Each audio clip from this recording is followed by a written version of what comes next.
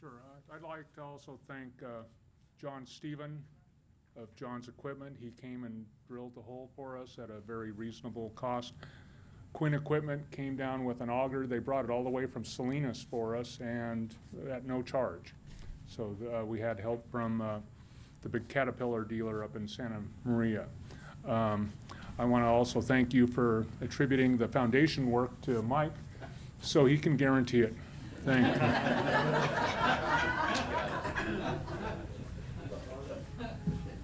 Okay. I just want to say Solvang has really produced some excellent men, some professional businessmen and craftsmen, and with all the talent that these men behind me have, they're a heck of a lot of fun to work with, too.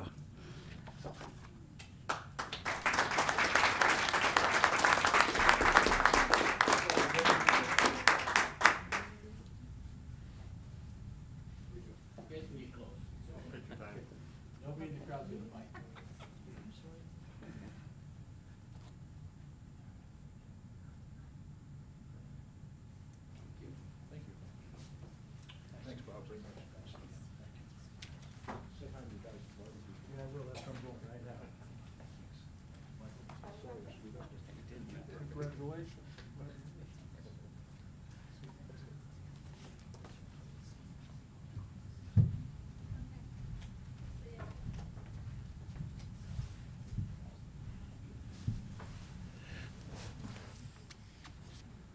It's this kind of stuff that makes this city a great place to live. Just no question about it, and the valley, you know.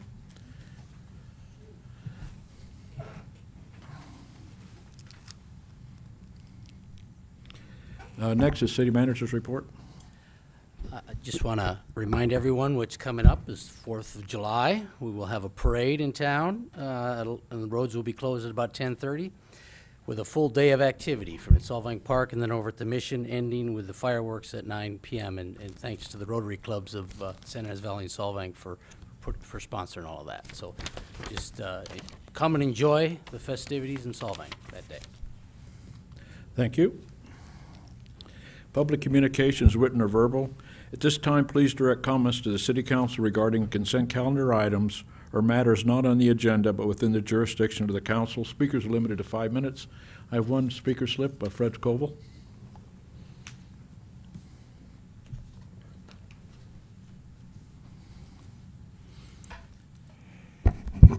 It's all about the water in this valley. Good evening, council members and mayor. Fred Koval. I'd like to report on two things. The first being last Tuesday was an ID number 1 meeting, and there's about 6 items here I'd like to cover with you folks. First, of course, there was a closed session about an hour before, and it had to do with the manager's evaluation. And interesting enough, he had a person that was hired to do the arbitration or to do whatever you might call it takes in this closed session.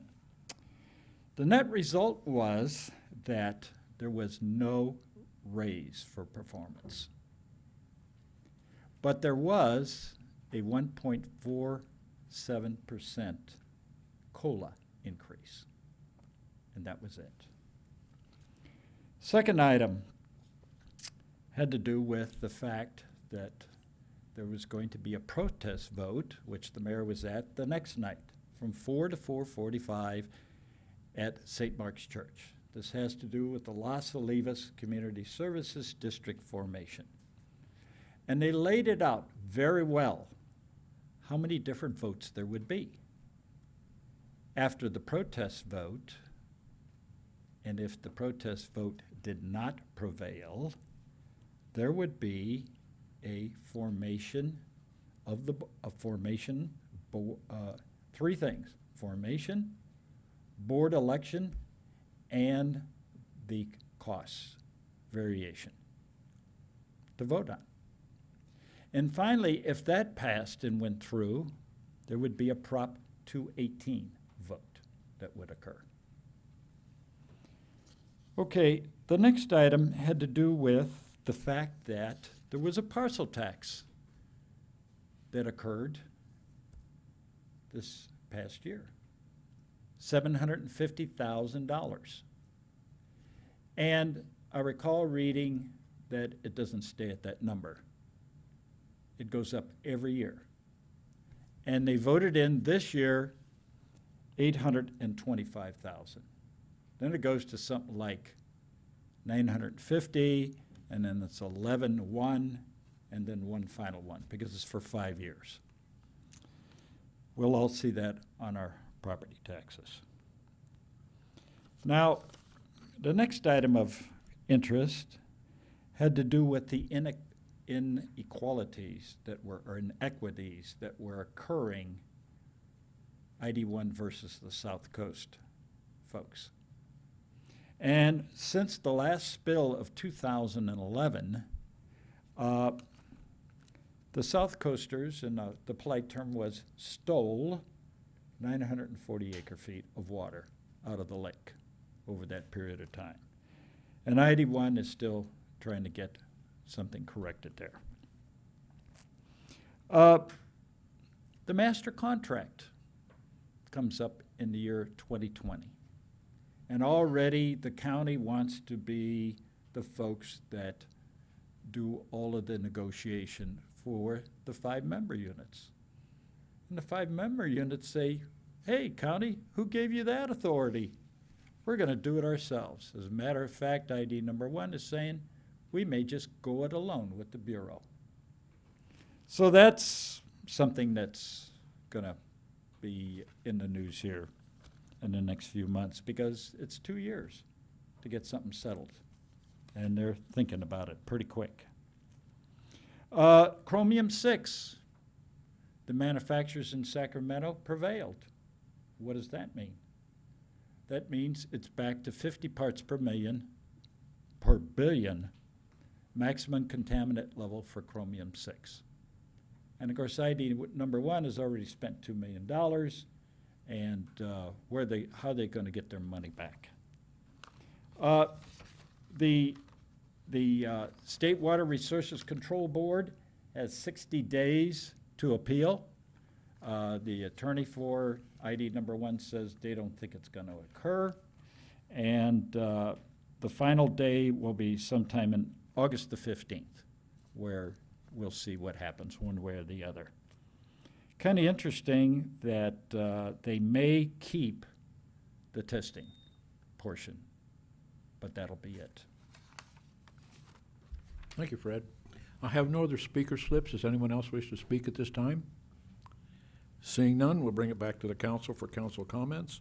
Would you like to start, Mr. Zimmerman? Sure. Just want to welcome everybody tonight and look forward to the meeting. That's all. No comments. Mr. Deuce? No comments tonight. Ms. Jameson? I am so happy that I live in California where there is a Brown Act. I was in Indiana for a period of time, and I've never seen so much corruption in my life.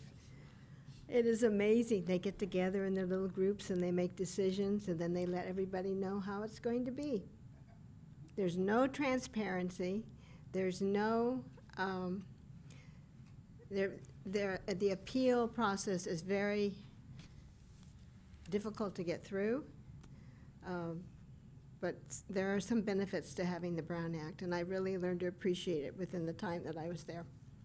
We should be grateful. That's because we're transparent. Thank you. I just have a comment. I received a letter from a student at the at San Ynez High School. They had a program whereby the students, various students would shadow people that worked in various industries and those sorts of things. And Faith Whitaker chose to shadow the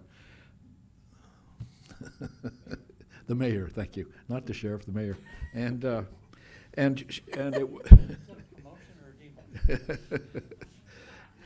I think we ought to adjourn this meeting.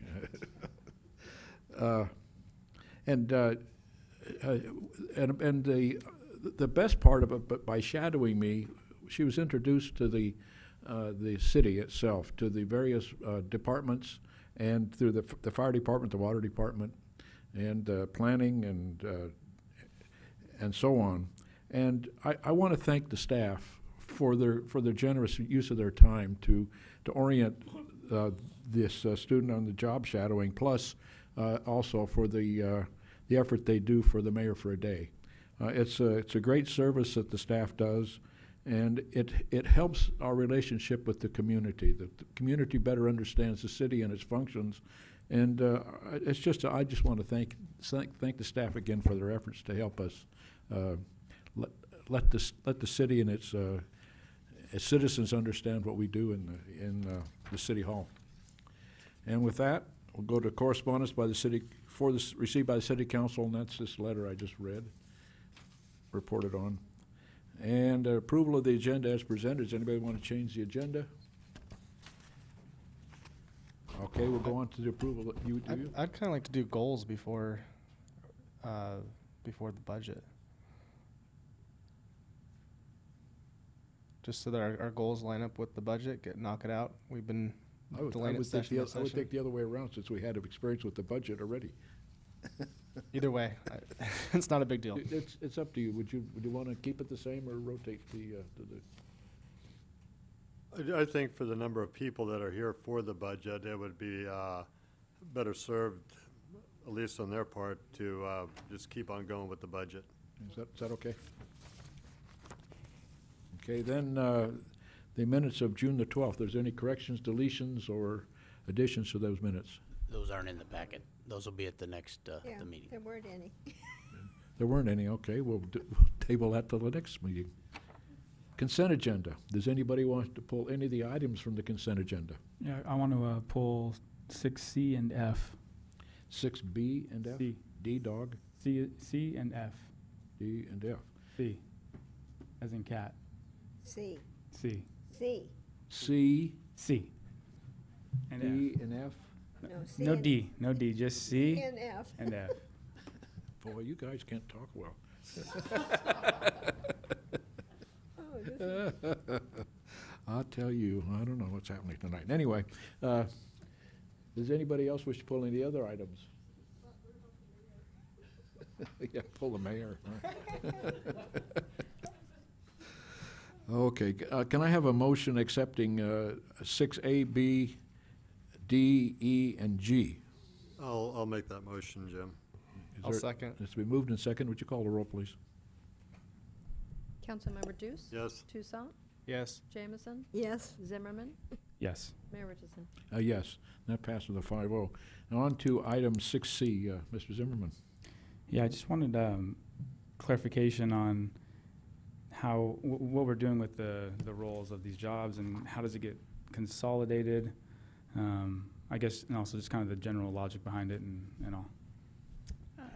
Good evening, Mayor, City Council members. Sandra Featherston, your Director of Administrative Services. So within the Department of Finance and Administration, when somebody leaves, and in this case we have an employee who's leaving, she's currently a senior accounting technician, so it gives me an opportunity when someone's not in the position to really look at that job description. And so what's happened is over time, that position where it used to be, as you can see from the job description, more focused on accounting duties, it really has morphed into the central payroll and personnel position for the department and for the city. And so I felt it would be better to update that job description and more align it with really the work that she's doing. And so I've also kind of tried to break it into components. I really believe in customer service, and I want that specifically identified in all the job descriptions going forward. We're here to work for the city and the residents. And so the other components are really focused on the work that they do to do the payroll and the HR work, the recruiting, workers' compensation, a lot of employee file and maintenance, paying all the benefits, all that processing. So that's what I was doing. I mean, I take a good look at kind of the department to see what everybody's duties are. And in fact, in this particular case, met with all the staff and kind of, we did a roundtable and tried to evaluate all the duties and figure out where some of the things might best lie. And so that's how we kind of came up with putting this all together as a human resource specialist position. So then on the accountant side, where does that work go? One quick question. Is there anybody else have any question on this particular item? Are you done with? No, I'm asking a question. Well, you started I'm with following up with, Oh, okay. just on the accounting side. Over time, those accounting duties have gone elsewhere. So for example, the bank reconciliations right now, the utility billing clerk is doing some of the bank recs, and more the accounting and accounts receivable work is being moved to the accounting assistant position, which you guys approved at the last meeting. So we're trying to align, like, for example, accounts payable, accounts receivable is now going to one person. And some of those general ledger duties are going back to the finance supervisor position, where she might have done some of those before. Okay. Any other questions? No? I had one. I was just curious on this item here. So this is not hiring an additional person. It's just a change in title, Correct. and it's going from senior accounting technician Correct. to human resources Specialist. specialist. Mhm. But I was just trying to look at the pay range schedule that's on the website, but there's no title for human resources specialist. So I guess I just want to know, is there any fiscal impact to this? Is this a higher paid position, or? It is not. It's basically changing the duties and the title of the senior accounting technician, which is on the pay schedule, to a human resources specialist. It's going to stay at the same grade and range and pay schedule as the other one, so there wouldn't be an impact. Got it. Okay. And once you create and agree to this, then we'll add that to the pay schedule. Mhm. Change the title in that same class and range. Okay. All right, on to item F. Also me.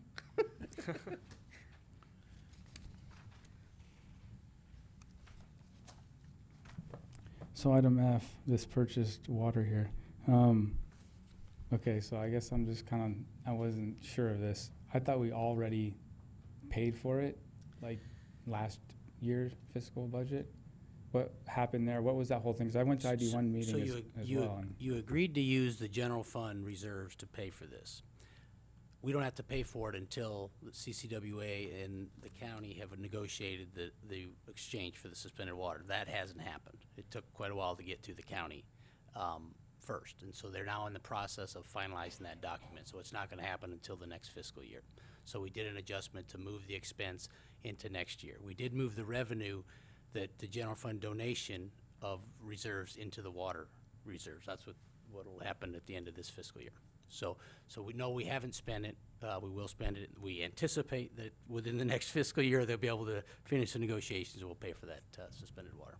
and then the price. So originally it was going to be like $750, and then it was $950, and then now it's $810, or what is the real, like, where are we right now? 810, I believe, is what the council had allocated. It moved around as we didn't know what the final number was going to be from CCWA, and so 810 was the number.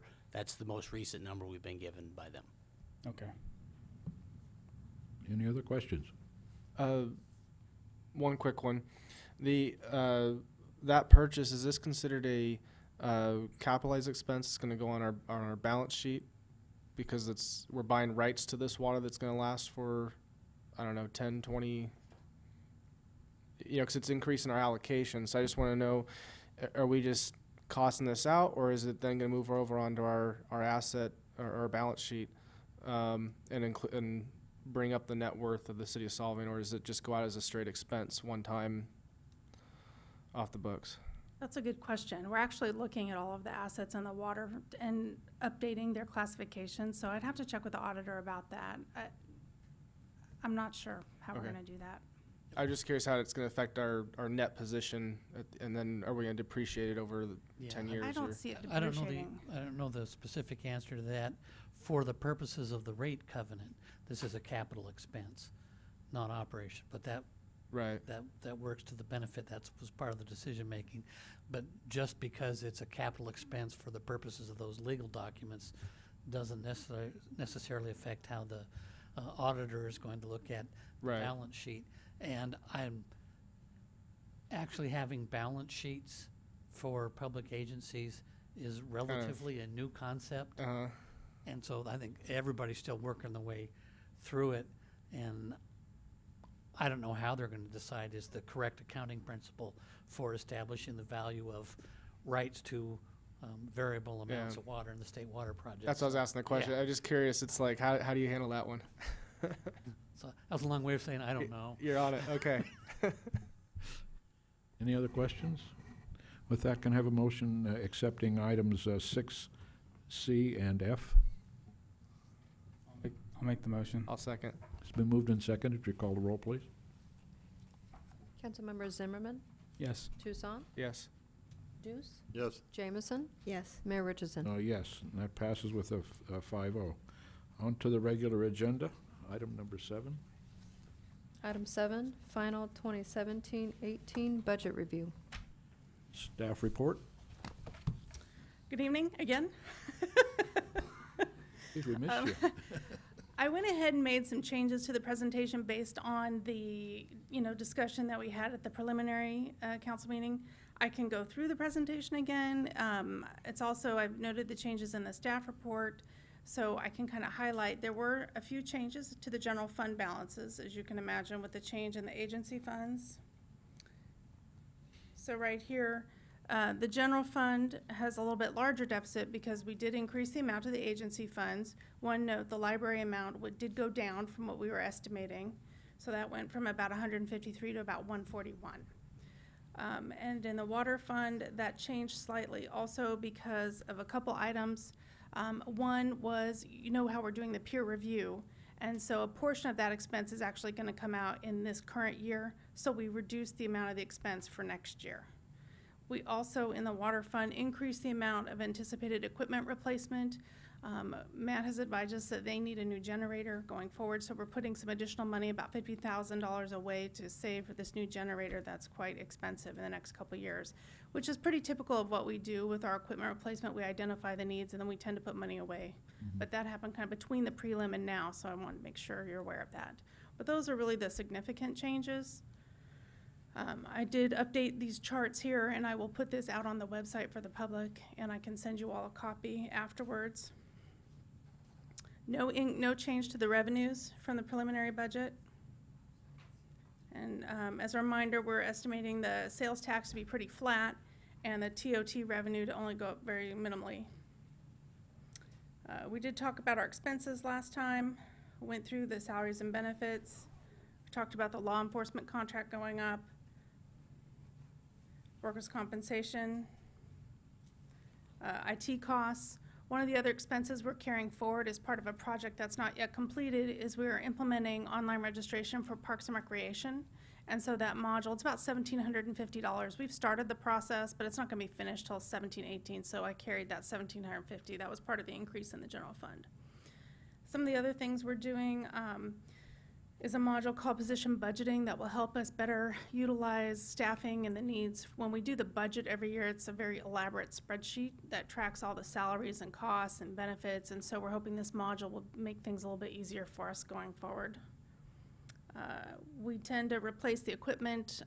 As we've talked about in the past, we have a replacement cycle of about 4 to 5 years on the computers, and rather than try and implement that and replace 35 computers all at once, we tend to do it over cycles. We started this when I first came on board in 2012-13, and so have been successful. And we evaluate the old machines if they can be trickled down to maybe some of the the non-power users, and so we're trying to keep things up to date there.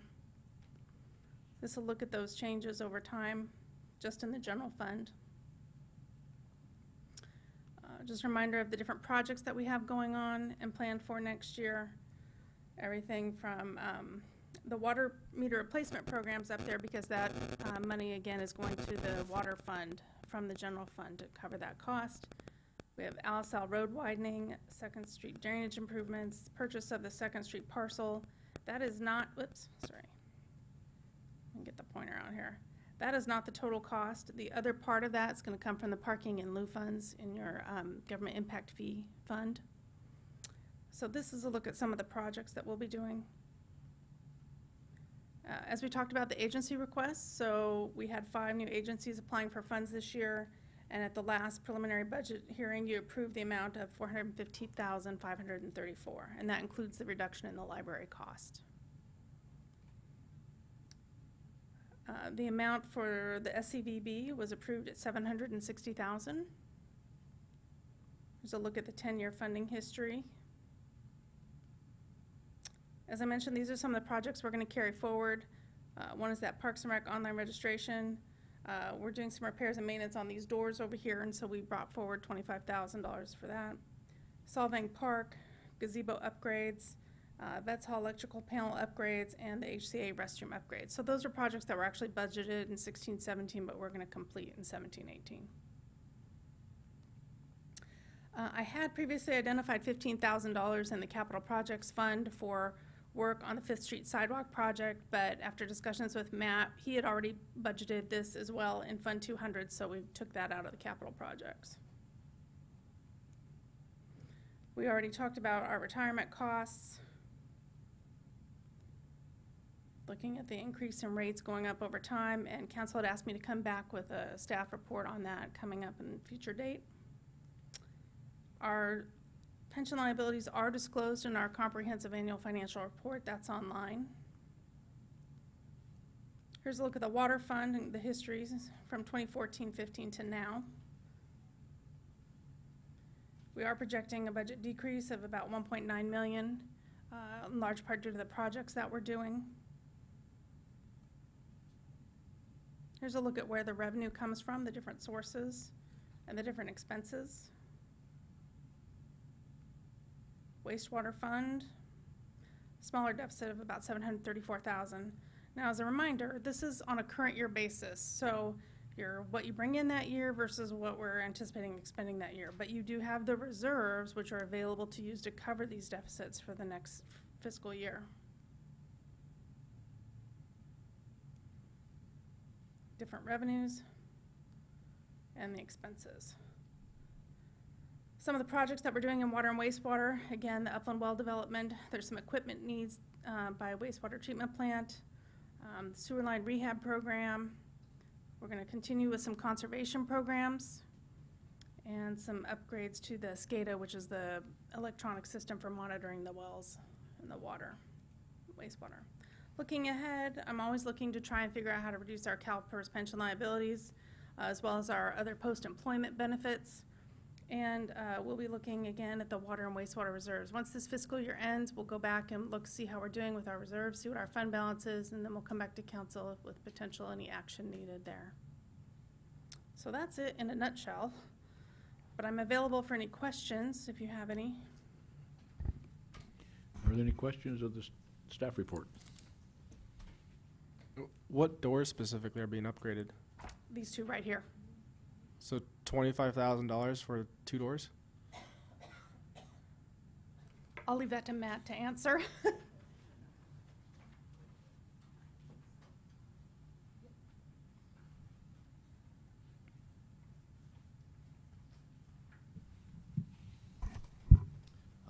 Good evening, Mayor Richardson, City Council members, Matt Vanderlinden, your Public Works Director and City Engineer. Yeah, so it's not just the doors. The threshold is not ADA compliant, so we have to rework the entire threshold, and we're also replacing the window on top. All these windows are single pane and don't meet current building standards for energy efficiency. So it was expressed to us a desire to keep a similar sort of architectural look. So new doors are expensive and dual paned and all the hardware and the ADA compliant threshold, and we do pay prevailing wage rates, and so we solicited multiple bids for the work. We solicited bids from 5 local contractors. We only received 2 bids, and we're of course went with the low bid after verifying the qualifications of the contractor. So Okay.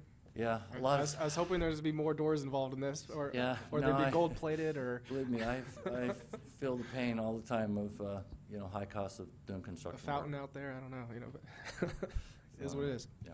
Okay. Well, thank you. I think Esther would remember the stairs too, being very expensive. Are there any other questions of the staff? If not, then we'll go to the public for comment.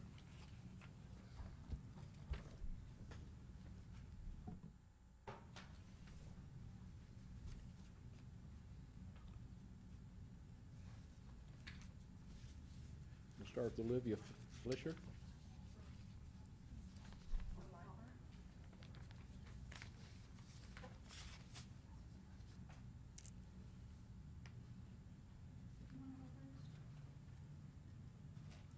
Barbara too. Hi, Barbara. Hi. Mayor Richardson and City Council members, I'd like to give you an update about the library. This is the summer program. Here, all of these activities will be going on at our local libraries. And some of these programs are being paid for by grants that are written by the Friends. And they are from foundations, local foundations, and our Rotary clubs. And summer reading program registration event was hosted by the Friends of the Library.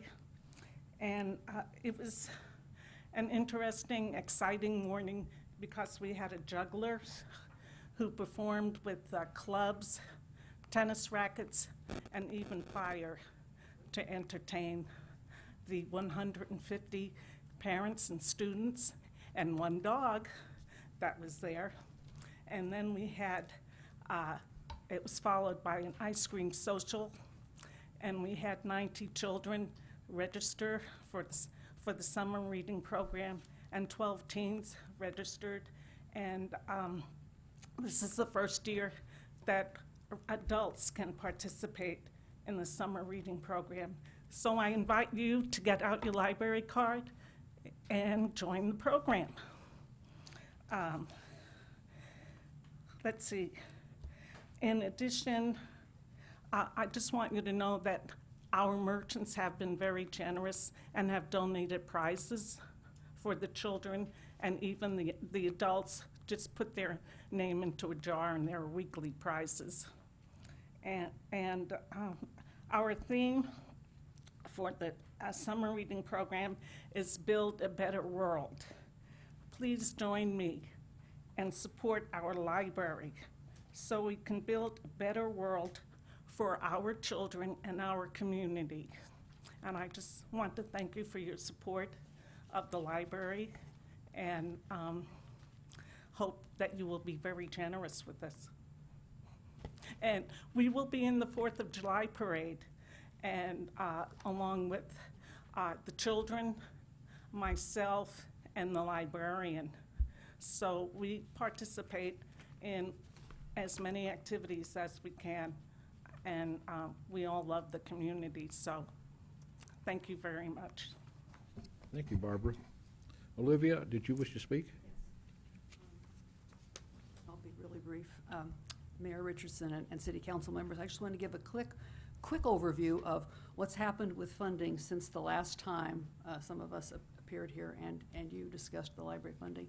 The county of Santa Barbara has increased its funding, both the per capita funding and a fixed amount that they hope to use, or they intend to use, to avoid not closures of branches, but hourly reduction at some of the smaller branches, and ours is one of the smaller branches. And also the city of Santa Barbara has reduced its requested assessment from 18% to 13.5%. So that was significant, and the board the board of the Friends of the Library just voted this week to continue our $20,000 donation for the rest of this fiscal year, and then for 2017-18. So all of the funding agencies have recognized the value of the library to the individual citizens and to the city itself. To have a strong library is a great selling point. So thank you for your support, and I hope you understand that we're all working toward the same goal for the library. Thank you.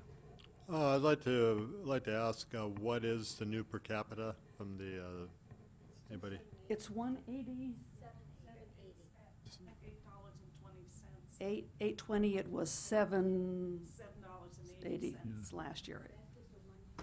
It's a one-time for this year. The county is. I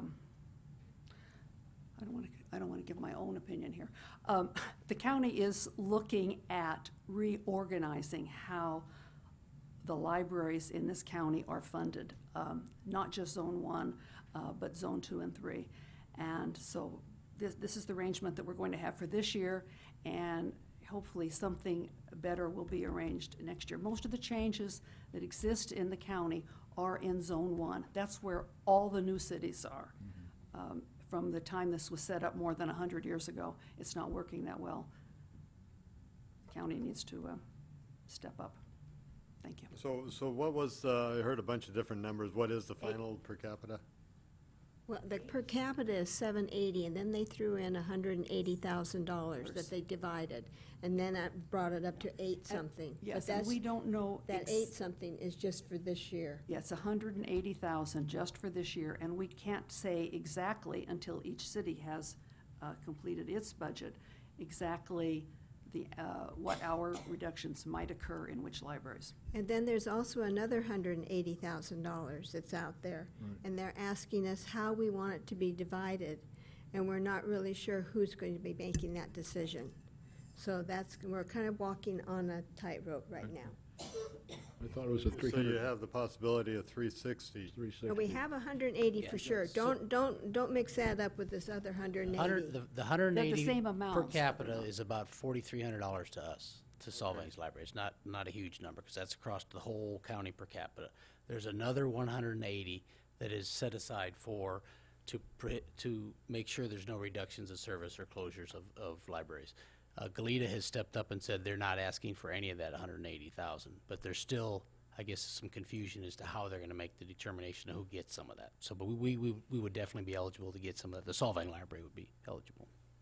See, it was understanding that it was just going to be Zone 1 that was going to get the 180, and now the executive of the Community Services District is saying, no, the 180 is for the entire county, but so there's going back and forth. But it's very confusing. And if you look at all the numbers that we've been given over the last 4 months about library funding, every time a paper comes out, it's a different number. So the change has to happen, and there is a committee that's being set up that's being financed by the county that's going to examine how our libraries are operated and how they are funded. So hopefully something good will come from that.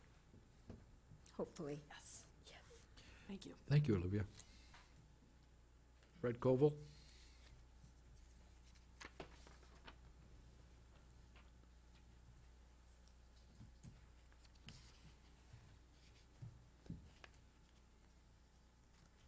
Yeah, I prefer yellow.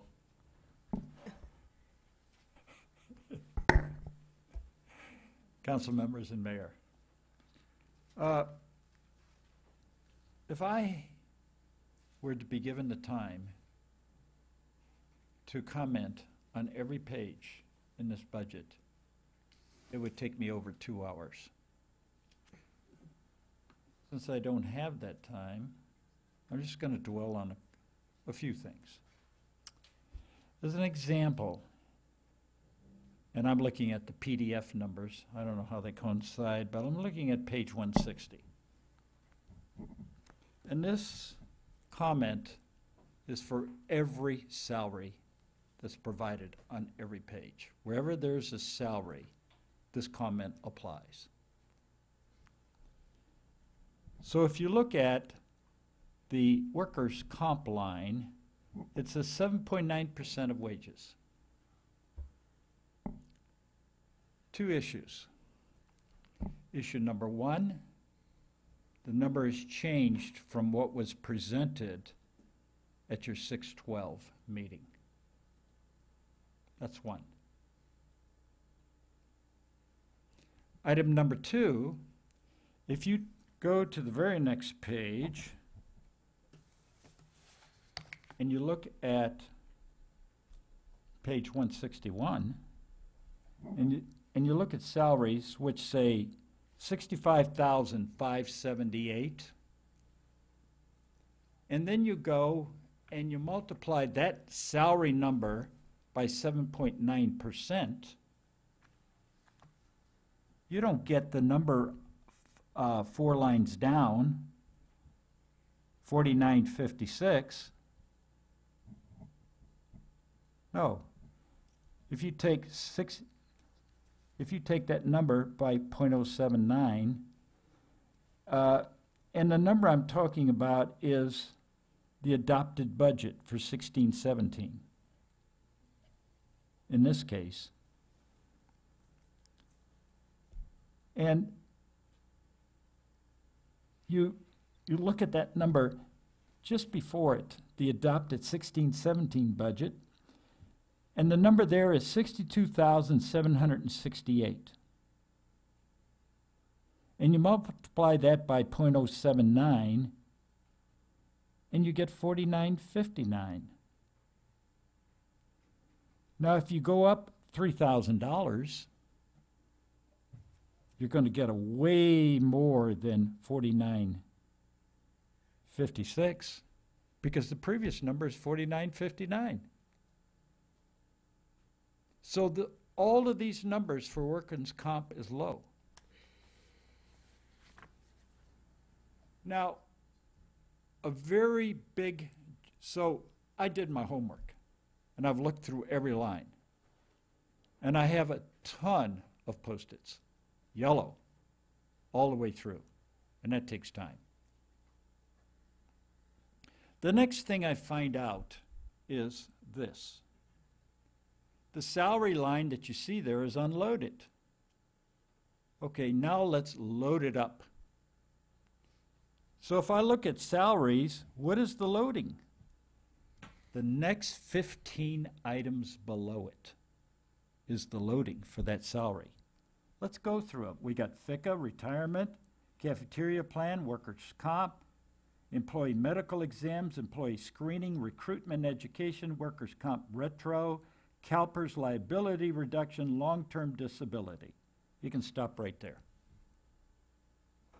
In this, and when you do the math on this, the percentage-wise, you will see that the loaded salary can be anywhere from a high of 40%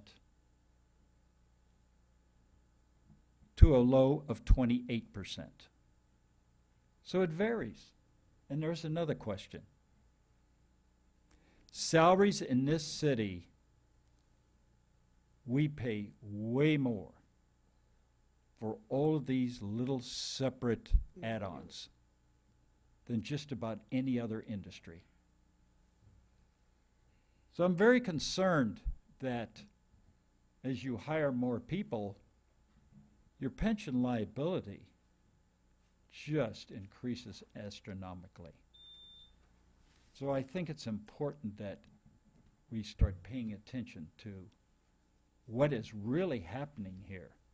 It's not creep. It's unbelievable increase. Thank you, Fred. I only have 1 hour and 55 minutes to go. Come back.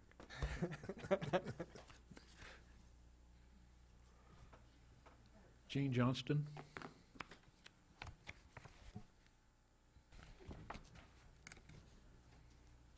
Mr. Mayor and Council, Jean Johnston, your former librarian, but you'll have to go back to 1999.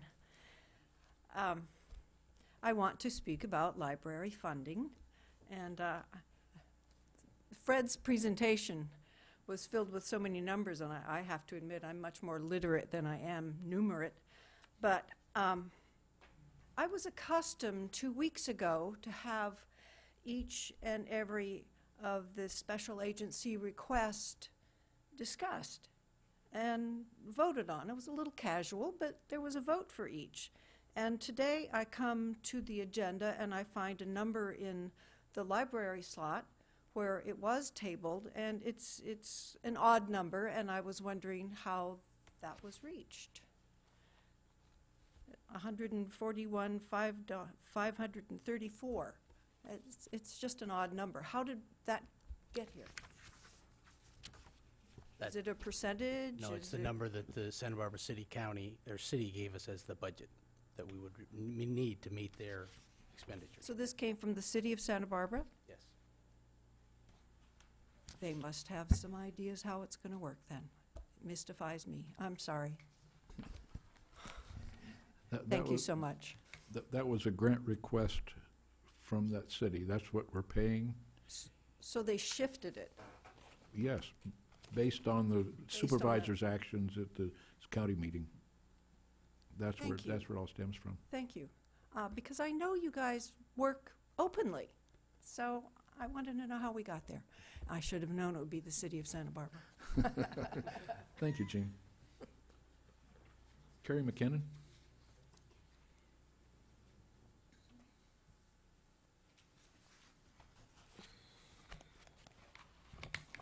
Good evening, Mayor, council members, staff. My name's Carrie McKinnon, and I'm here tonight to speak to you as one of your constituents, as a resident. I'm not here as an employee of the Solvang Library. So I want to make that really clear. So as a resident in this town, it's very important to me to have a library. And, you know, when this town was founded, Professor Hornsild made sure that there was a library. He did not wait for the county of Santa Barbara to come along and organize something for him. He made sure there was a library. Now, it was nice that the county of Santa Barbara did start organizing the year after that, county branch libraries. And so our city library has since then been organized in this way, which is sometimes complicated and difficult funding-wise. But make no mistake, this is Solvang's library. I'm there every day. This is our town's library. These are our people volunteering there, using that library. And you should be really proud of what it is.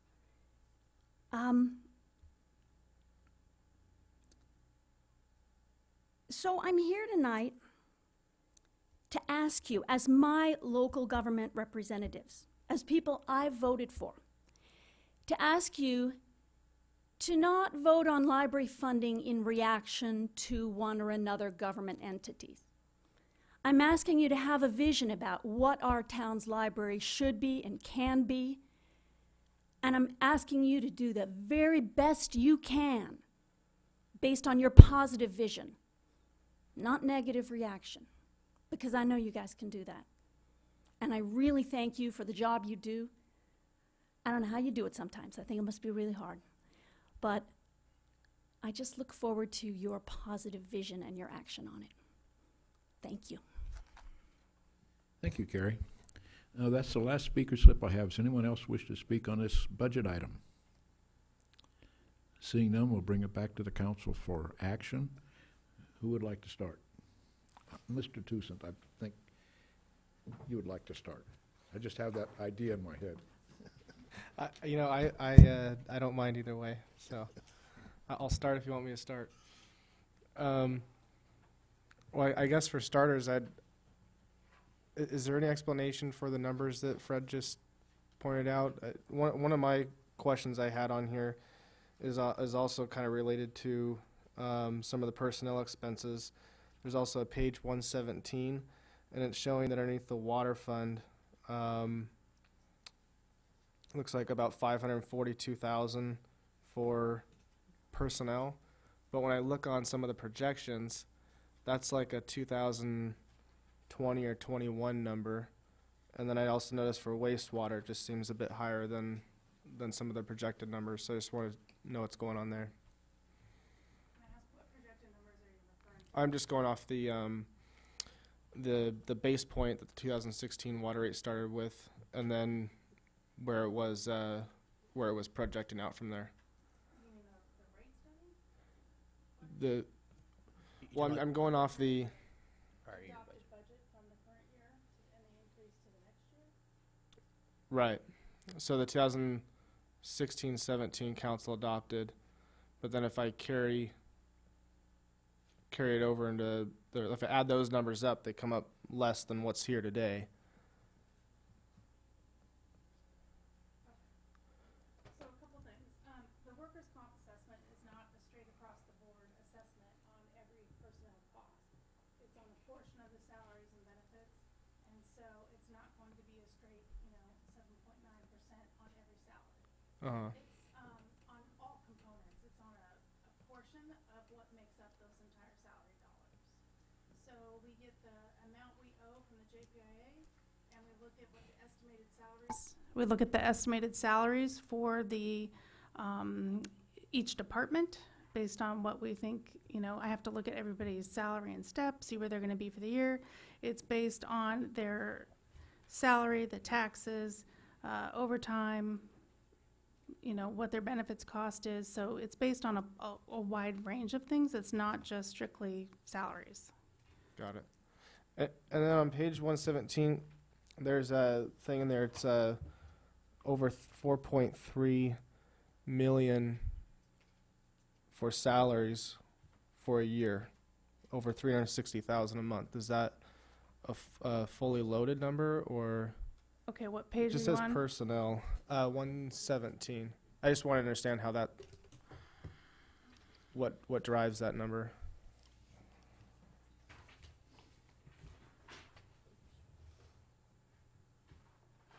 Okay.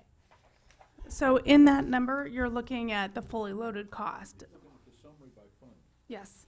So that number contains the salaries, the benefits, the insurance, the cafeteria plan, all of those benefits go in, education, training, Okay. all of those accounts are factored That's a into fully that loaded personnel number. There's cost. not additional. No, that would be elsewhere. everything. Okay. And I guess the only other thing on this sheet was I was wondering if on the when this budget's finalized, there was one thing that was just kind of making it hard for me to understand, but the line item for finance cost, I'm learning that it's a mixture of primarily depreciation and credit card processing fees. Correct. So wouldn't it be best to, could we have it separate in the future, so it's just depreciation cost and then credit card, something that's,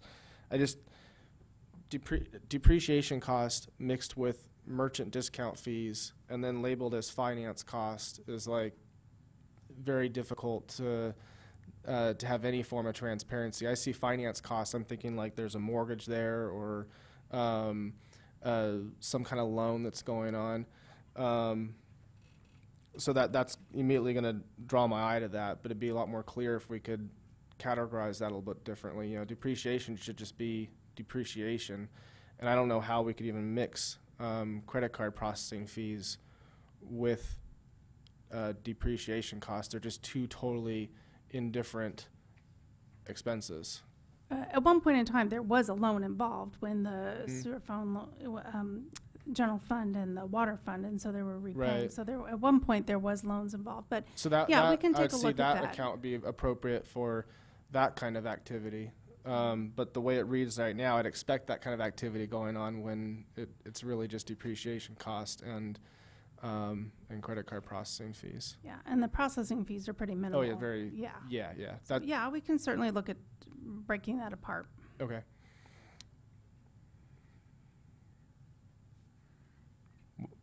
Okay. Let's see if I had.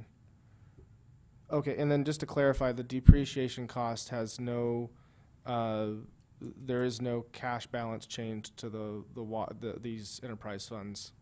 Correct. It's a non-cash expense. It's just adjusting the balance sheet. Yes. Okay. That's all I have for right now. Did we clarify what, because all that stuff Fred was throwing out there about this number, that number affecting a later number and all that, did we get an explanation on that, or are we gonna, what was? Yeah, I think his question was, why is workers' comp not 7.9 to the number above it? And what Sandra's saying is there's It's a variable. There's It's a variable. variable. No, it's not on all of that. There's other pieces in the salary than just the hourly wage. Okay. Any other questions? I have a comment about, in reading through this, we're in the process of possibly doing a sphere of influence study and an annexation. And part of that is that economically, what does that mean to the city of Solvang?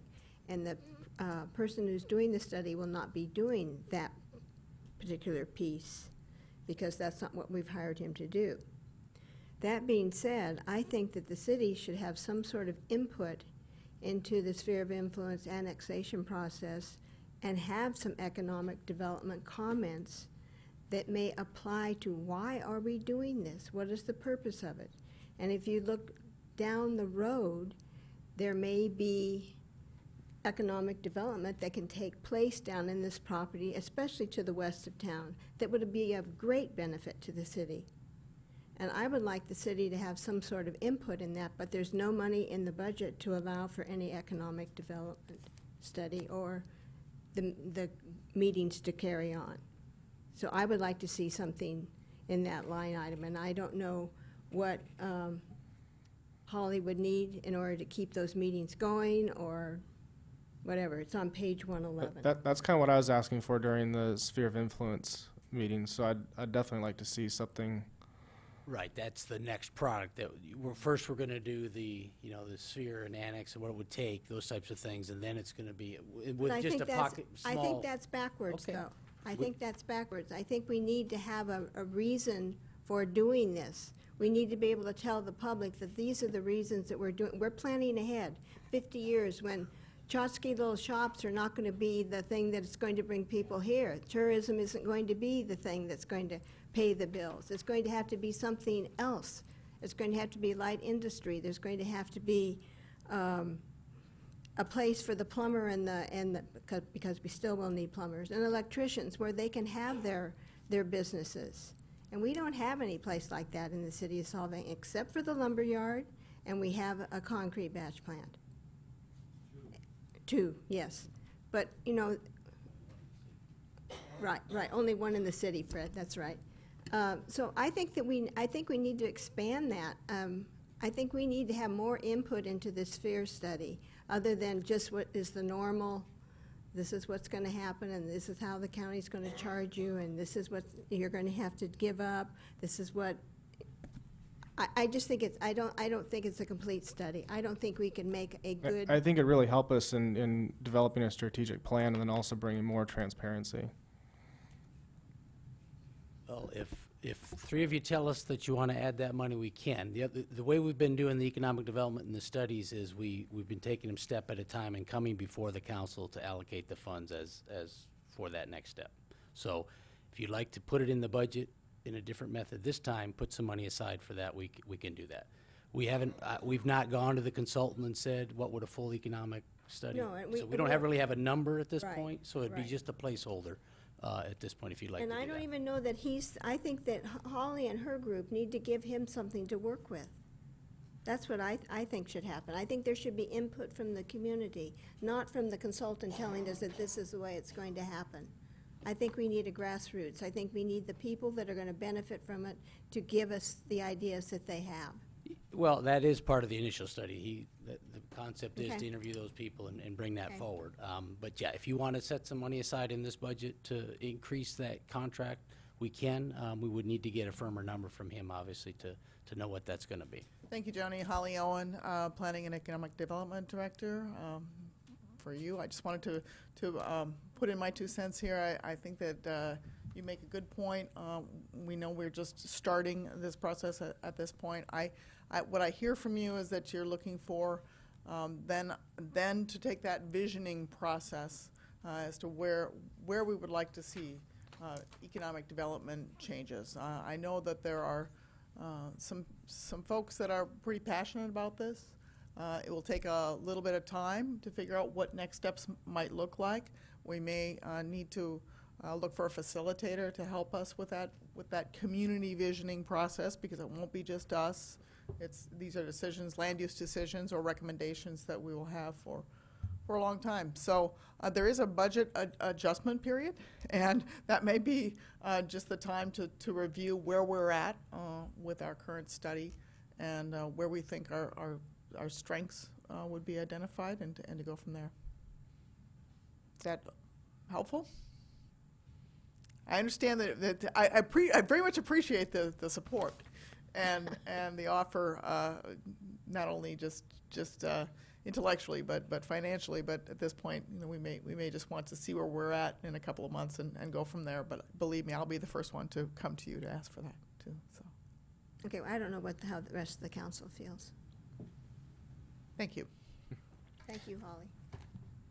I'd like to see us put more into it and have it more developed. Does anyone have a number? We'd have to, Holly would have to help us with that. I don't have a Well, number. we're going to pass a budget tonight. I just wanna caution one thing, though, that if we put a number, are we gonna be limiting ourselves? Well, there are budget adjustments. Pardon? There are budget adjustment times. If we need more, we'll put more in the pot. Okay, all right, well, just as long as that we don't put a number and then all of a sudden we're stuck with it and we could be shorting ourselves, so. I've got a halfway legal comment to make there, and that is that from a legal sense, what your budget is an authorization to spend. If we want to come back, if we want to spend money that's not authorized in the budget, we've got to come back to you, explain what it is we want to do, and explain how much we think that will cost. Now, staff already knows that eventually we're going to reach this point where you want to do that. If we make a number out of the air to put in, it's going to look as if it's an authorization, but we don't really know yet what we're recommending to do with that money. So it really doesn't, from a staff perspective down here, it's just as easy not to put in a make-believe number now and just have everybody understand staff knows your direction. And when it gets to that point, before they can proceed with any type of visioning process or feasibility study or whatever it is they recommend to you, they've got to put it on the table for you and explain what it's that things like the costs and what benefits going to give, and then you can make a decision, and then you can move money from point A to point B. You've got actually lots of reserves. Solvang is so much healthier than every other place in California, it seems. With that direction, I don't think you need to have a dollar figure in there yet, because it isn't really an authorization to spend yet. So what if we just ask staff to present us with options in a few weeks? Yeah, absolutely. Is there some form of a formal tickler that could be on somebody's mind that at the time we need it, we need to have it, and it's official? We have our future agenda schedule. We could add that on there. I mean, I think the study is really in its infancy, so it's going to be tough, even for the consultant, to give you a number. I think we need a little more input before we can do that. But I think that's the way to do it, is come back at some point where we feel comfortable at staff level that we've got a solid number of what it And would take. you understand the council's position, so that does happen. Yeah, I'm guessing there's direction here that you'd like to see a stronger economic piece of this sphere of influence and annexation study. I guess that's what I'm seeing. And then at the direction. opportune moment, we could finance or talk about the finances regarding that. Yeah. If you feel the strong need to have a placeholder, I would recommend $20,000 as a placeholder, and we can adjust it from there. If I don't want to undermine, though, what the advice from the city attorney, and if he says authorization to spend is what we're looking at here too, then maybe we should hold back. But if you're looking for a number, that would be a placeholder start too. So Thank you. thank you. I like the idea of having just a formal tickler that when you come to that point, then you can bring that back to the council at the time, and then that decision we made is the actual funding for that. I just want to make sure that there's plenty of public input as Yes. to how that's all going to I look. think we're all aware of that. And in fact, that was one of the criteria when we selected the consultants was their willingness to engage in that way with Planning Commission and Council with their initial recommendations. So we've had only one initial meeting. It's been interesting. It was a broad brush view of what we're facing at this point. Possible land uses, very, very preliminary at this point. Thank you, Holly. So do you think when you come back with some of those options there, we could also take a peek at our 10-year CIP plan to see how that lines up with the planned economic development, to see if there's any possible reorganization we want to consider? Or I think that's that's certainly one piece that would be looked at. That is a long-range plan. It's a 10-year plan. Planning is usually involved in that discussion. Now, I'm new to Solvang, so a lot of that's an ongoing discussion. That's kind of why I want that, because you're And new. now I'd like I want to see it be all line up. involved And with So Matt does the capital usually, but in August, we'll typically bring that before you for renewal. Okay. To analyze that. What we'll do is put the projects that you approve in this fiscal year in that. Right. And then we'll look at the next 9 years, and we'll lay that out, and you'll have that as a public hearing in front of you. So that, Okay. we do that annually to update that 10-year plan. Indeed, and planning is involved in the capital improvement program too. So, Okay. I mean, in terms of looking at, maybe it's a bicycle master plan, maybe it's a transit hub. You know, there's a lot of big picture items, and sometimes they get, you know, they can. I think it's important to look at all that in conjunction with any kind of visioning process. So. Thank you. Thank you for including me. Thank you. Any other discussion on the budget? I had another item. It was with regard to the purchased water budget, and I'm curious. There's we got the ID number 1 meter fees, which is about 50,000 a year fixed. We have the one-time purchase of the 300 acre feet of table A water suspended, and then there's estimated 150,000 for what I believe would be on-demand water that we need to purchase from them. I believe I read in there that there's a state water shutdown period, so we're. Yeah, that's part of that. I'm gonna let Matt get up and explain where he came up with that 147,000. We don't anticipate using that. That's clearly a budget placeholder for that if we need to purchase water, the bulk of it, but we do the shutdown period. Yeah, so, is this on? So we basically look at, in our water supply planning, we look at the whole year. And you are correct, typically in November, DWR and CCWA both do a shutdown for maintenance on the pipelines and cleaning the reservoirs and repairing and replacing parts on pumping equipment and things like that.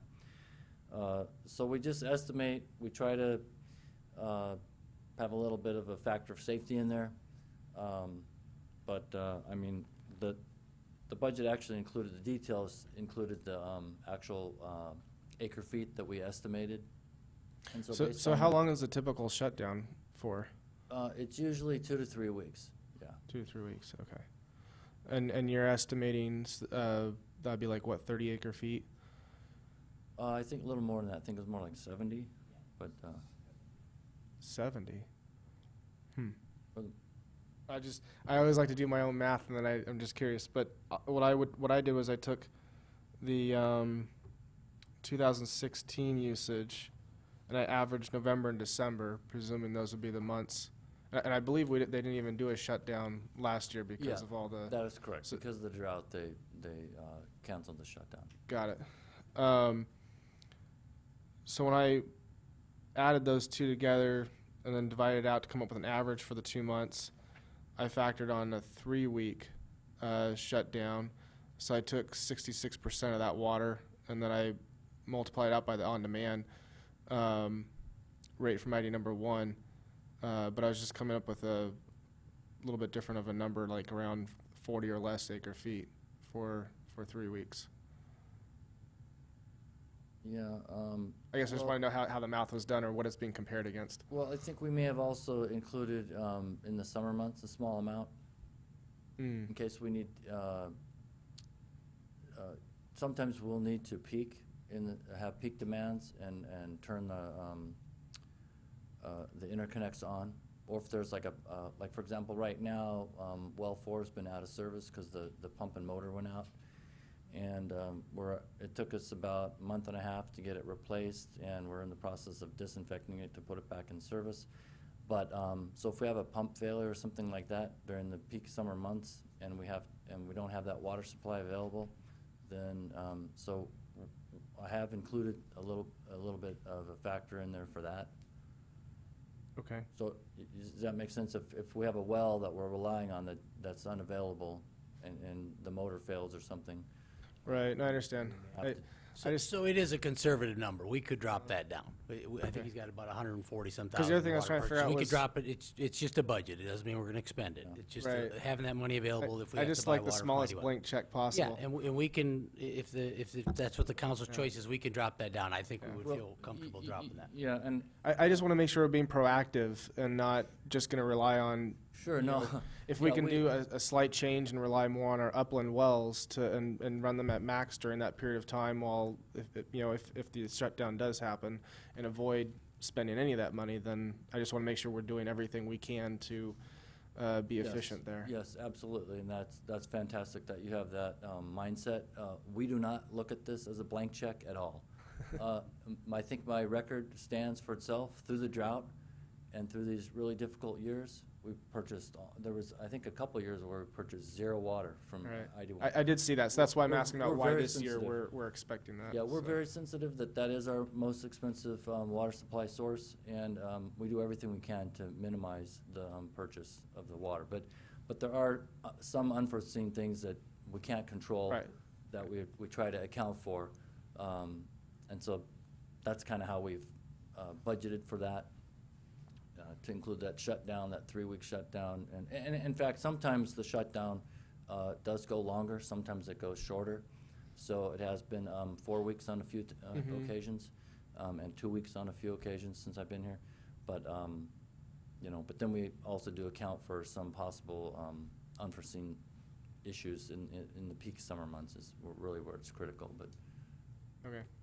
So do you still feel that the 150,000 would be the appropriate budget for that, or do you think it could be reduced?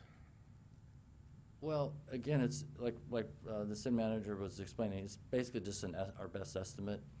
And I kind of, my approach has been to try to not come back as little as possible to ask for more money.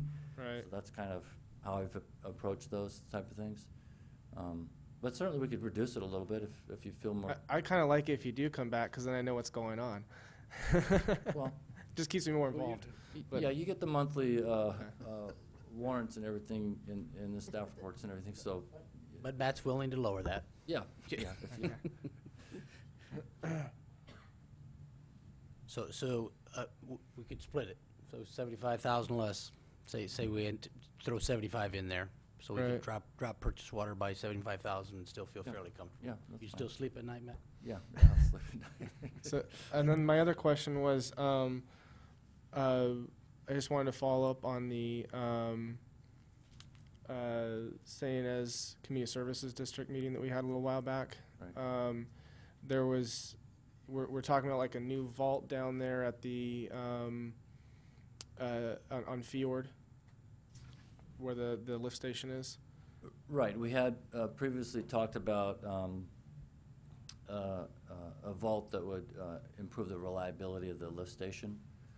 And so we've kind of put that on the back burner temporarily until we get further direction from the study and from the city council on what if any, improvements or upgrades you'd like to see at the wastewater treatment plant.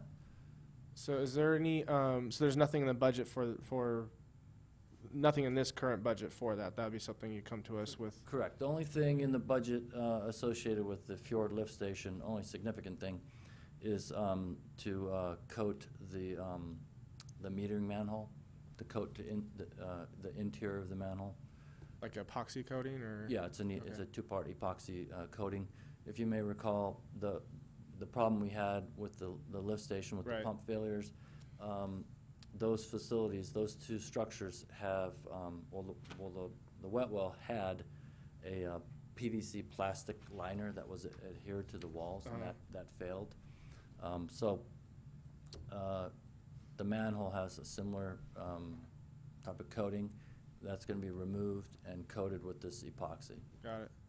So my last thing with that is just wondering if there's, because we also talked about some smell issues and stuff like that down there, and I'm wondering if there's anything that we can do or add into the budget today to address the smell issues that are going on down there. Actually, I got more complaints the other day. That reminded so. me, I have misspoken. We are including in the budget to replace the air scrubber.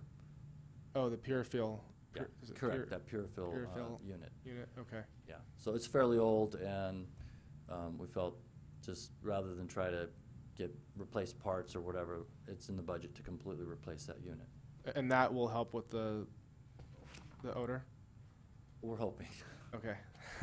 It's Next steps if it doesn't? Well, what we think actually is we had added a vent to, what you try to do is reduce condensation inside the upper part of the vaults, because if you have condensation and you have hydrogen sulfide gas, you can actually produce sulfuric acid. Mm-hmm. And so we try to reduce moisture buildup in the upper part of the structures. And so they installed a vent, but that was several years ago. But we think that that's not functioning the way it was envisioned. And so we've had, that vent has a blower on it, and so, or a fan. And there have been periods of time where that's been on, and we thought it would be helping, but it actually created worse odors, and then we turned it off, and the odor complaints stopped. So we have been looking at that in conjunction with replacing the air scrubber, but we're hoping it'll help, but we do have a couple other What's actually causing the odor? Is it? It's just the bugs eating, or is there some kind of chemical issue, or? No, it's just the waste itself is beginning to break down as it travels down the sewer line, and it releases that rotten egg smell, that hydrogen sulfide gas. So is there anything that can be done in terms of like chemically down there to help make that dissipate? I think that yeah, there are. CSD was talking about how they put some kind of chemical in just to get it down, just aid it in getting down the pipe to the lift station. Sure, there are chemicals. We use some of those chemicals at the wastewater treatment plant itself to control odors. That is something that can be looked at as well. We haven't felt like the wastewater staff haven't felt that that's really needed, but that'd be one of the things we could look at if the odor scrubber doesn't actually help. I'd definitely like to see something like that, because it does smell pretty bad down there. Yeah. Well, it varies at times, and Yeah. there are some times when the Does that have to do with like when we're at peak, or when there's more people in the hotels? With the fluctuation of the flows, yeah. Okay. That is correct. So when the hotels are full, then the flows are high, and then you get more. Right, water levels are higher in there, and you get more odors. Okay. Yeah, doesn't sound pleasant, but. Thank you, Matt.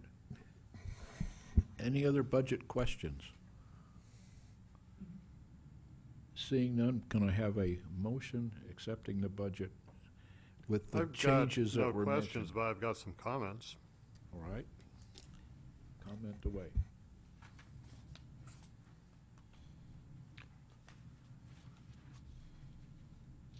I would like to see our library come up to the 21st century. I understand Santa Barbara Library has a 3D printer, possibly plural. Do we have any? Black Gold System has one that travels around and I can put in for it, but I don't have a space to put it. We'll find something to move out of the way. This is the kind of stuff that we need. Put it out in the hall, I don't care.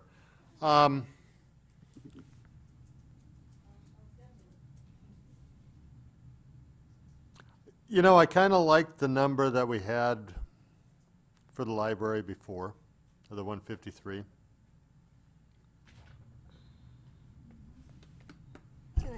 Just let me make a comment about that. Okay. I think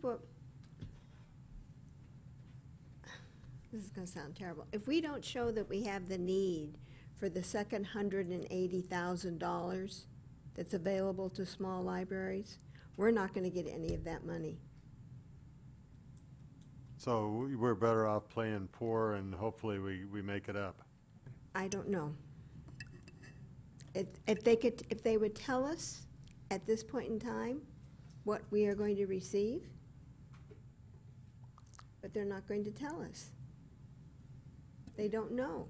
It was suggested to me by Doss Williams, since he voted on it, that 80. 180 was going to be split in half? That half was going to Solvang and half to Carpinteria? No. Well, okay. No. Okay. You've No. got better information than I have, that's fine. But that was the word I had received from his office, so. Well, that would be very unfair to places like Buellton. Well, Buellton can handle their own, evidently. Well, So another method would maybe be to designate a portion of your reserves for future library funding? That's what I'd As like. opposed to setting it as a line item in the budget? That would be fine too. I just, I want to, I think we need to keep the library going as it is today, and then find ways to carve out money for a new 21st library in the future. I fiddled with the numbers a little bit regarding the library and the amount of the funding that we're giving to our agencies, funding agencies. And starting with 4 years ago, the library is getting 44% of our funding dollars. After that, it was 41%, then 46%. This year, with these new numbers, is almost 36% of that budget that we're giving to our local agencies is going to the library.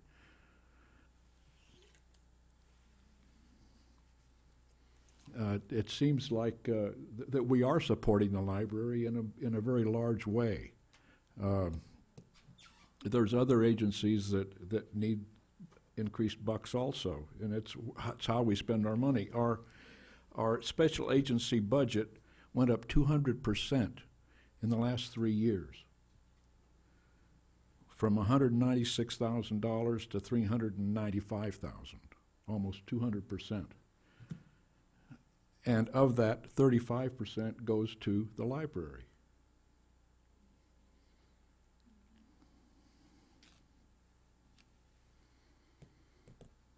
Our budget, our total tax income regarding tourist incomes, TOT, and sales tax includes the local sales tax that the local people do. Our revenues have increased just 6% in that amount of time. So it seems like to me that we're doing our darndest to support the library, but it's at a position that is impacting other agencies. okay, I'm going to put my 2 cents worth in here about other agencies. People have approached me and asked me, why are we giving funds to United Way? Why are we giving funds to Jody House? Why are we giving funds to a specific preschool? Why are we giving funds to PCPA? Then they say to me, I thought the money was supposed to be for local uses. When we have people helping people that do some of the same functions as United Way, they want to know why we're giving money to United Way. All kinds of thoughts out there, Mayor. That's right, yeah.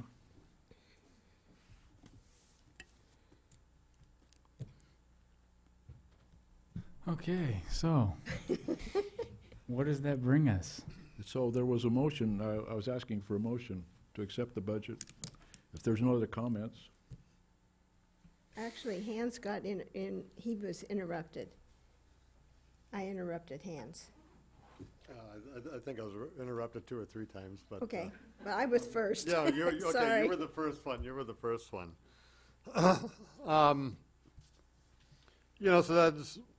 so we have the option of either taking the library up to the original request, or hope that that the 180 splits out somehow or another to make up the $12,000 difference.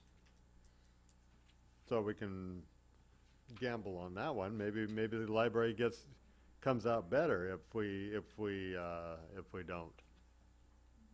So the number that's in your budget right now is what the latest number the city of Santa Barbara gave us using the per capita bump, and using our reserves. Not the city's reserves, but the allocated city of Santa Barbara reserves towards Solvang Library. So that number would keep you whole right now. Just keep us whole. Keep you whole for the year, yeah. but it would use up all the reserves in the, that are allocated for Solvang's library. I may understand that the reserves won't be impacted because of this increased allotments from the county. Well, that's not, the 180 is still the Right. missing number. And that was the one that was going to keep them whole. So Right, they if- wouldn't go If into. you allocated they this wouldn't go- amount of money, and then you get some of the 180, then you'd have additional funds to put in to, say, a library reserve allocation. So it won't impact the reserve funds. Just to clarify too, the library didn't input a request. That number was kind of the worst case scenario. So they did not do a grant request like everybody else. We were just kind of waiting, and that was a worst case per capita of 18% or the administrative fee scenario. And so when we got the actual number, that's why we reduced it.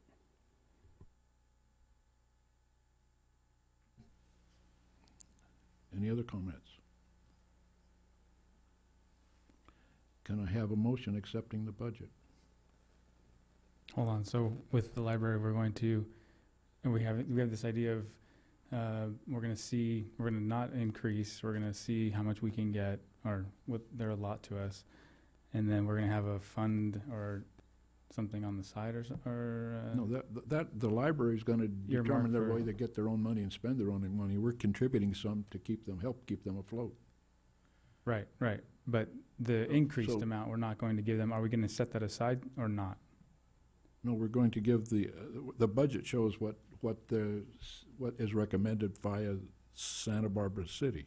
So yeah, if you set the budget at the 142 The or whatever. 141. 141, that would be the maximum we would have available to fund, to pay the city of Santa Barbara. We anticipate we'll get some of the 180,000, and so we wouldn't then cut them the full 142. We would retain whatever that offset is of the 180. And like you say, Now, you may, as a motion, decide then to take anything that you don't spend and move it into a designated reserve for libraries. That's kind of what I'm getting at, that's fine, yeah, okay. There was no motion on that, that was something I brought up based on the concept of can we still allocate more towards the library? But what are we doing to strategically plan for like a library 2.0 or STEM or something to actually solve this problem and bring the library up to the 21st century? well, I think that belongs to the library study that's being initiated. I think the county's going to have From the to county. step But up. that's just a per capita No, funding. no, the study the committee that they're creating. Oh, okay. There's a committee that they're creating that's going to study how the libraries function in the county of Santa Barbara. You've got to hopefully- remember, that's a county library, it's not a city library. Well, I And guess all I'm the thinking more like funding Goleta. comes They're in. just choosing to leave the system. The Goleta is, because Goleta can afford, I guess, that. Yeah, we're getting some comments out here. I'd like them to clarify what you just said. Carrie? You'll have to come to the microphone. I think it's a Santa Barbara city-operated For the library, but it's Solvang's library, I think is what I heard. I think people are saying, this is Solvang's library. This just happens to be operated by the city of Santa Barbara through It's the on county. county property in a county building also. We can leave the county library system though and go to Santa Maria or No. no.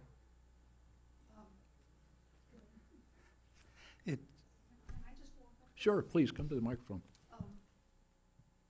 I am a former employee of the Santa Barbara Library System. pull the I mic was a down a little reference bit. librarian there for a long time. Santa Barbara County has a really strange funding system in that more than 100 years ago, they divided the entire county into 3 zones. There were 3 big cities, and one of those cities was asked to administer that part of the county. At that time, those were the cities. Now there's Carpinteria, there's Santa Barbara, there's Goleta, there's Solvang, and there's Buellton. There's 5 cities. And Montecito. Montecito's not a city. No, There are 5 but they have cities. their Yeah, library. they do, and we also have 2 twigs, San Ynez and Los Olivos. But, so there are 7 libraries. But it's an awkward system. The county that is most similar to ours is San Luis Obispo County. It's also part of Black Gold.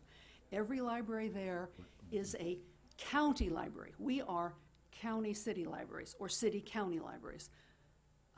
Lompoc recently changed the way that it is funded and how it operates.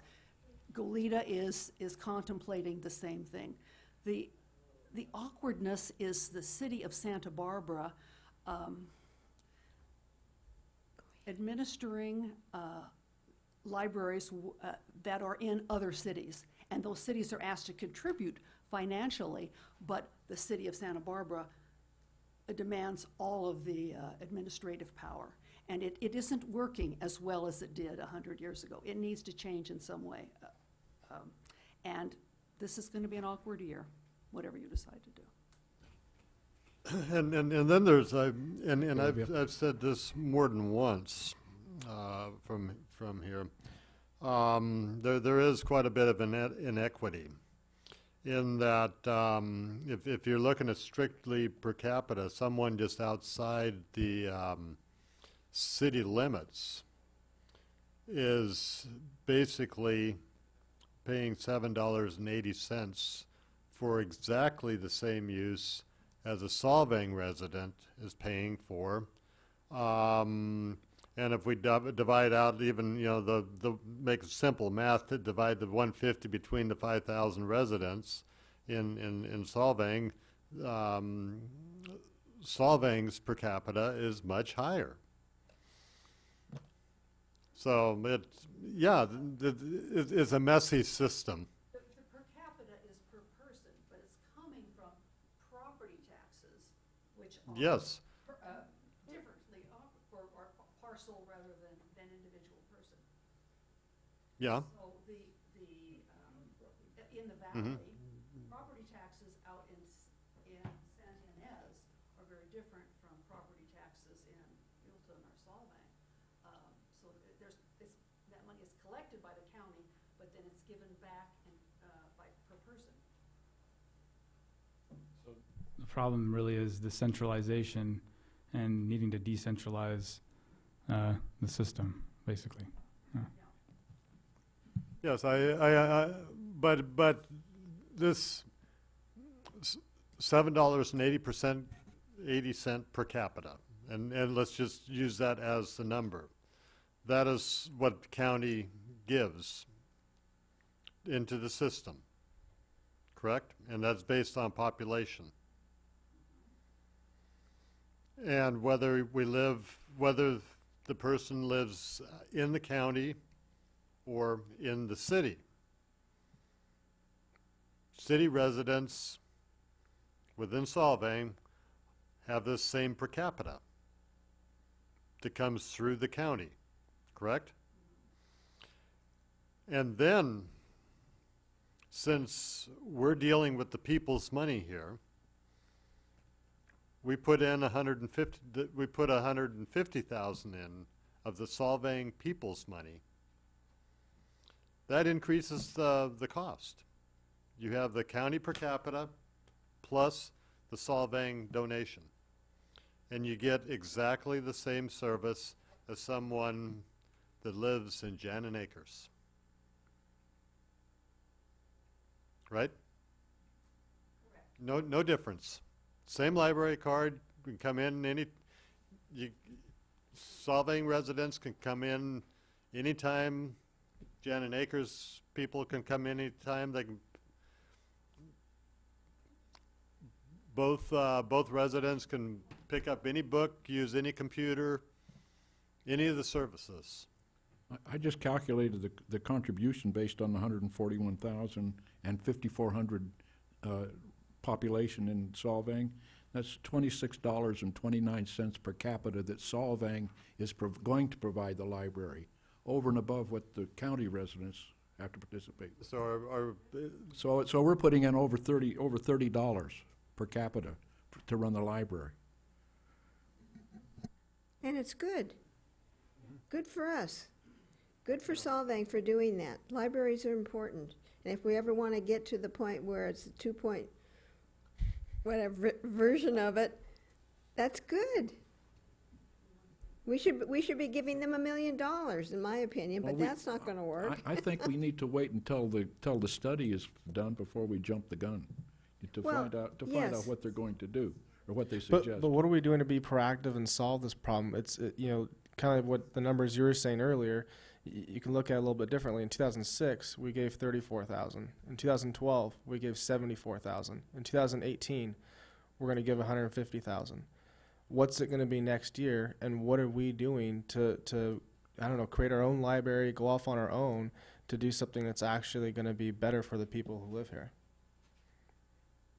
But there's a part of the puzzle is that we cannot provide, is my understanding, some of the services that we get from the city of Santa Barbara.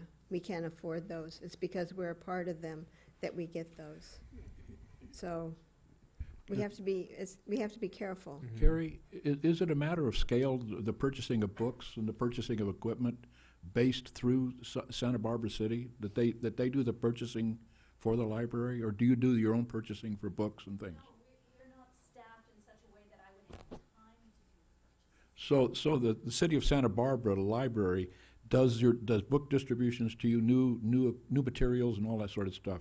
So there is a part of scale by being under the library system in Santa Barbara. So that we probably, according to Carrie, as with the library staff we now have, couldn't handle.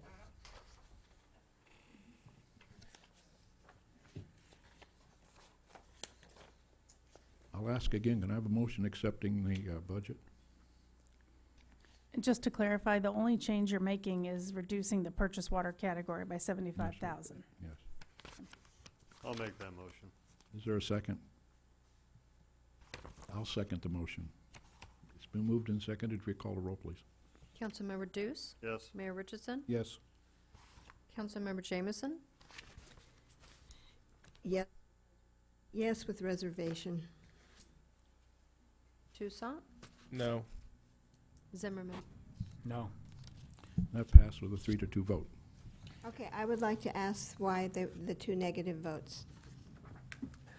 I just want to see something a little bit different for the library, that's all. I don't know if we need to just have a more discussion about it, at a future meeting or what it is, but I'm just looking at the numbers here. It'll be $300,000 next year. What are we doing to be proactive on this? Hopefully the committee will come up with some solutions Hopefully. for us. Yeah, I'm right along with that, and then kind of falls into the goals where we're headed right now, and kind of like getting this stuff to really align and make sense. And the no was because I'd like to see us have some kind of real proactive type of thing where we have some money set aside and we start working towards. We can have an agenda item specifically about the library if we want to do that, Yeah, we and could, not like a hold up the workshop or budget. that's fine. I'd be agreeable to that. What bothers me about the library is we still don't have an answer from them. We don't have an answer. We're expected to fund the thing, make sure it's healthy, and they won't. We've got to show all our cards. They're still holding theirs. It's a dumb way to play the game. And And Hans, you only know half the story. I probably don't want to know the other half. I want to see our library work, Me too. but I would like it transparent. And there's nothing against the library, nothing against you ladies out there, nothing against Solvang's little library. It's the clowns on the other side of the hill.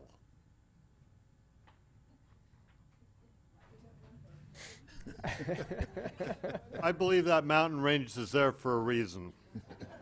Can I ask, does anybody know what the timetable is on this library study? It's just, that's somebody's, All I know is that Judith Dale has been asked to be on the committee. That's the only person I know that's been asked. okay. So maybe it'll be one committee, one person. No, I believe they're hiring a consultant. It's Yeah, not they're gonna hire a yeah. consultant, yes. Yes, Jeannie? It's moving ahead.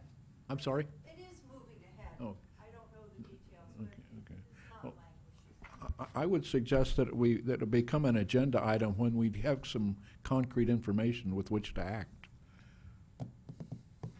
Or to give some input, maybe, Yeah, as to how we and want there's to see. actually, as I'm told, the the city of Santa Barbara has a contract with the county to operate their libraries.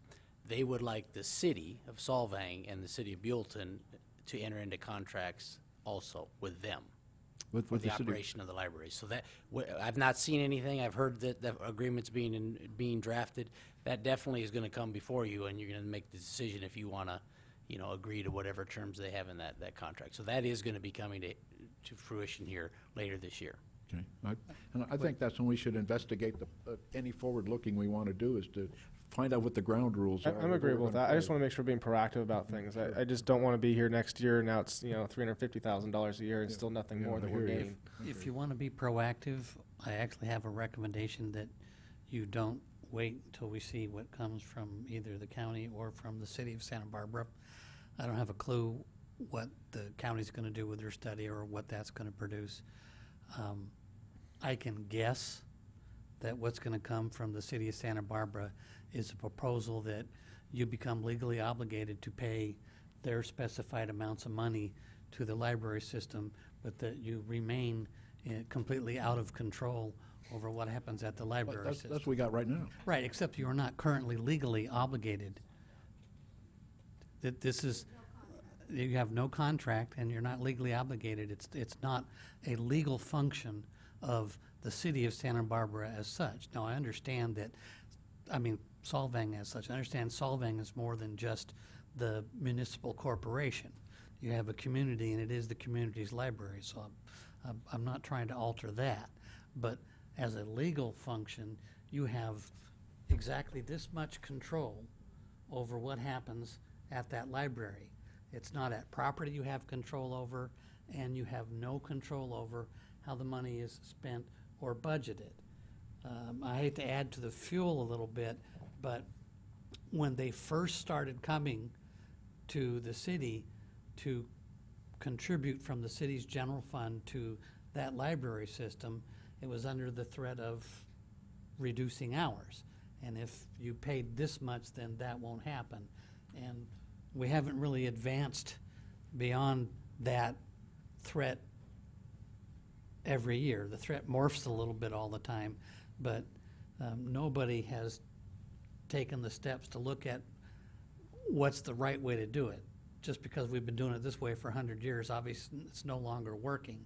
We did do some work through staff and previous ad hoc committee on possibly trying to get a library district going, or a combination of library and recreation, et cetera. And that didn't come, you know, it didn't end up producing a tangible result we could run with. But if you want to be proactive, then you probably ought to have an ad hoc committee of the Solvang City Council that looks at that now. Yeah. Yeah, we created an ad hoc library subcommittee. Then I would encourage the subcommittee, the ad hoc subcommittee, to start looking at that now, so we can anticipate what you'd want to recommend to Solvang City Council in the future, because we're not going to have any control of what comes out of. I'll give you guys some direction. We sever ourselves off from Santa Barbara, and we set aside $1 million, and we start this thing off and build a library and have funding support it in the whole 9 yards, and take it seriously and take control and responsibility in our own hands. There's the direction for the committee. When you say something like that, I see employees adding on. I see retirement problems. I see Can all it go kinds of- underneath It'll be Parks, like Parks and Rec? Privately, kind of. If we took part the library private, part over, could we public. We could give you alternatives, but we don't have any library employees, so those would be new employees under the city. We don't have any, even Parks and Rec, it does not run libraries. So that's a whole different type of employee that we would have from Parks. I just mean like some of the administration or. Yeah, the administration side. And yeah, this is something that will come out. I mean, the city could be. And would our we own still receive per capita? Now it'd be like, would we still receive per capita from the county for? No. So Well, we can't I reverse the would table think and we say, would well, we're still going to go off on our own. Can we just take the cash per capita per year? Just severed. Well, we still would be running the library. Like when Goleta goes off on their own, are they still going to be receiving money from from the county, but now it's just Those are questions I can't answer, because Okay. that's really a county question, whether they're gonna enter in their own agreement. So the Mhm. way the per capita now is the 3 zones are operated and get an agreement, and they get the per capita for running those. And you have to understand that that the county and we all call it a per capita. But what it is that that's just a method the county uses to decide how much of their general fund money they're gonna allocate to library expenses. It's not actually a dedicated source of funds for libraries. Got it. And that's one of the fundamental problems countywide, is there isn't a separate dedicated source of funds for libraries. And so they've kind of, because of the current structure, they're kind of like the redheaded stepchild, I guess. And it's really difficult. And it needs to be solved. But to be proactive, you probably want to start now as opposed to waiting to see. That's what I'm looking for, yeah. And I'll just add, as you move into your next agenda item, the last objective you added to your goal number 5 at the last time we did goals was pursue enhanced library services and alternative funding opportunities. So you as a council added that to your Yeah, there you goals go. and visions Ju- at ju- the last jump on meeting. Neil's, Yeah. So you've already got the engine started, I guess. We're going to take a 5-minute break to return at 8:30 by that clock. Told you 72, Lisa.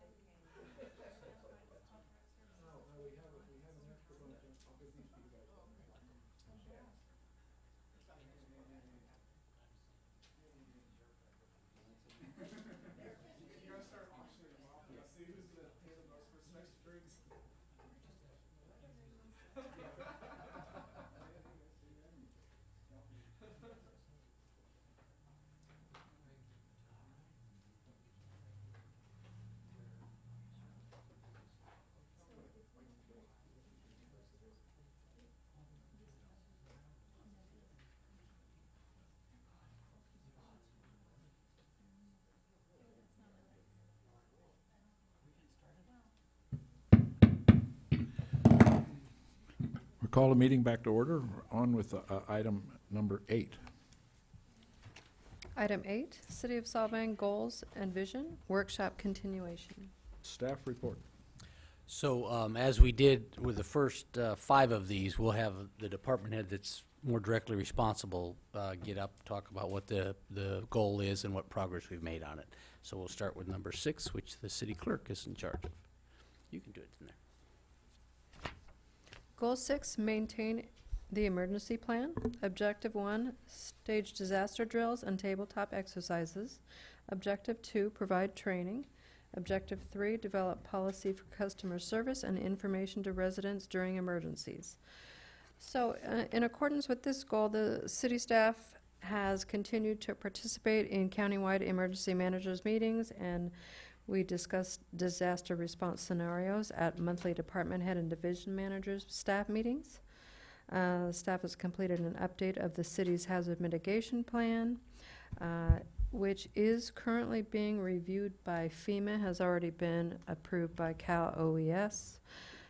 We will begin working on the update of the emergency operations plan, as that is due in 2018. We also participated in the development of the Solvang CVB Crisis Communication Plan, which has been received by Council. Both the Emergency Operations Plan and the Crisis Communication Plan contain directives relating to Objective 3 for communications during emergencies, the EOP relating to critical information getting out to residents, and the Crisis Communication Plan relating to tourists and the media. So that is the status of that goal, and feel free to let me know if you'd like any changes. Is there any suggestions for any additions or changes to the goal number 6? No, it looks like, it actually looks pretty good to me, too. I just have a question. If we have an emergency, then you are a spokesman? Yeah, well, we don't, the presumed PIO is our city clerk. Right. But the way the Emergency Operations Center works is first in is all duties. And then as somebody comes in, the next person comes in, we assign some duties out. So if Lisa's not available or not there at the beginning of it, she may not be the PIO. It's whoever's going to be available within the Emergency Operations Center. Satisfied with goal number 6? Okay. On with goal number 7. I don't know if you want to open these up to the public. I think you were doing that at each one last time. We do, yeah, we'll have one speaker slip with Fred. Should we do it at each time? Got one speaker slip for Fred Koval, and he's not here. Does anyone else wish to speak on goal number 7? Okay, then on we go to goal number 6. On we go to goal number 7. Okay, so goal number 7 was to support the tourism industry. Objective 1 was continue funding promotions through the Solvang Conference of Visitors Bureau. And objective 2 was accountability for use of promotion funding. The city council last year provided $726,000 of promotion fundings.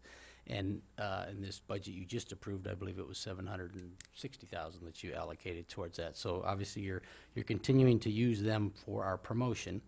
The SCV does provide regular updates to the City Council on the use of those funds, and staff does review their financials monthly to make sure that they're following the auditor's procedures and things on their financials. So I think that as staff feels that the city is continuing to support that tourism industry, Tracy is here. She stuck around for this particular item too, so you may, if you have anything to her, but that's sort of staff's update on that goal. Is there any other comment on this? I just have a question. At the last meeting, we kind of requested that the Chamber and the Visitors Bureau get together and try to create whatever. Mm-hmm. And I'm just wondering if anything has come about with talks between the two of you. You come up here.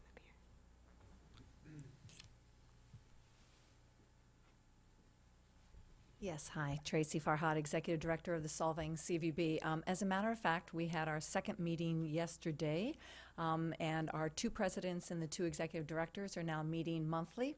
And we've also assigned a liaison from the CVB board to attend open membership meetings at the Chamber board, and they have a person who comes to our meetings as well. So we've got that nice double duty, and we've already started to share what top projects are and where they might support each other, and we have not found any overlap at all. In fact, we've seen some good synergies, so it's really a Good to good hear. open conversation. So I wanted to let you know that's what we've done since we met last.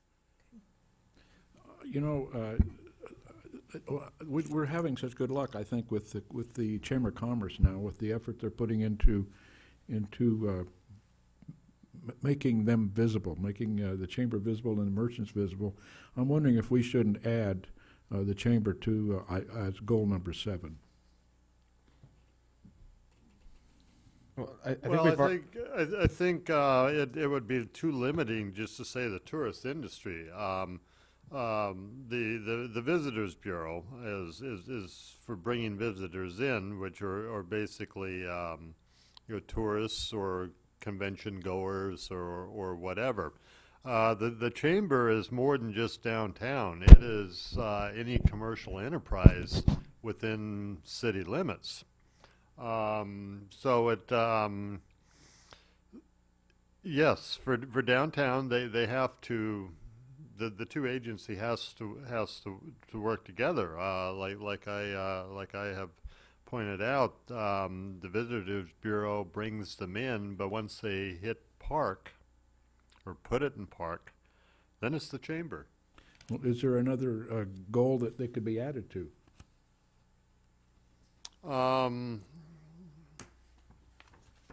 Well, goal number 3 is to enhance the profitability and desirability of the TRC economic development. I think that's right, exactly the place for it. If everybody is agreeable to that, did that impact? No, that doesn't impact you, does it? That doesn't impact you. This goal 3, weren't you didn't have to recuse yourself from one of these goals? No, that was on the allocations Grants. from the budget for grants. okay, Thank yeah, you. okay. That's a good word. Oh, and the contract, yeah. Okay. Well, then, would it be agreeable then that we put the Chamber under goal 3? What specifically objective 4 Chamber? No, he's saying included in goal 3. Enhanced. Well, okay, promote a more environmentally friendly design for downtown, pursue economic diversity. That's Chamber. Okay. To me, that would be Chamber, because it would be economic diversity would be diverse businesses that are here, or we try to entice here, and that would be Chamber. That leaves it kind of obscure. I think it should be mentioned. Well, if you feel that you need to put the Chamber of Commerce in there, that's fine. But it seems to me the Chamber would be the one that would be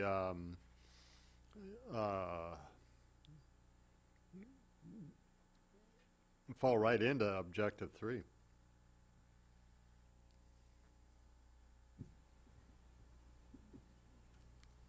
I don't care. So are we talking about consolidating goal 3 into No, no, just they're trying to find a place that the chamber has become an important tourist related organization. And it should be standing in there someplace. Well, this, in the okay, goals what, indicating that. what, Because as merchants, and they're doing things like like the music in the park plan. what you're doing though is you're through this goal, you're actually describing the function of the chamber. You're enhancing profitability. Well, then That's the chamber function and desirability of the TRC economic development. well, then it belongs over and support the tourist industry because it does do that also. But it goes more. It goes more, and it should, desirability of the TRC and general economic development. May I make a suggestion? Which is, these are goals for the city as city activity. And so as you analyze what you would want to state as a goal in relation to the chamber, think about what you would want staff to help you accomplish. This is the purpose of this isn't to describe what the chamber does. It's establishing future conduct by your staff. Because if we see a goal in there, then we're going to think you want us to do something about it. And so if it's going to be in there, it's even better that you kind of tell us, not managerial-wise what steps to take, but goal-wise what it is you're going to expect staff to accomplish.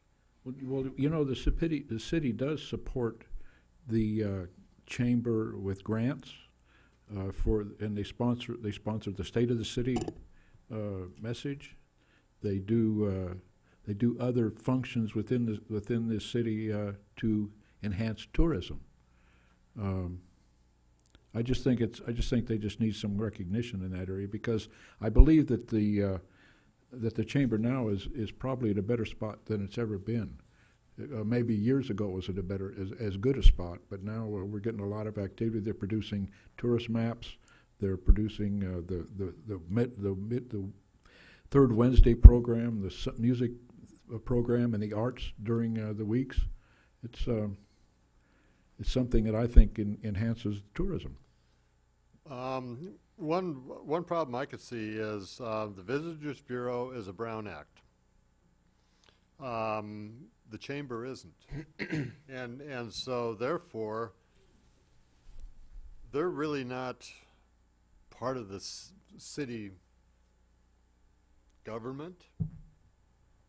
Well, even though we fund them, whereas I don't think we should mention them just for that Brown Act. We're not mentioning anybody else other than the Visitors Bureau, and they're a Brown Act group.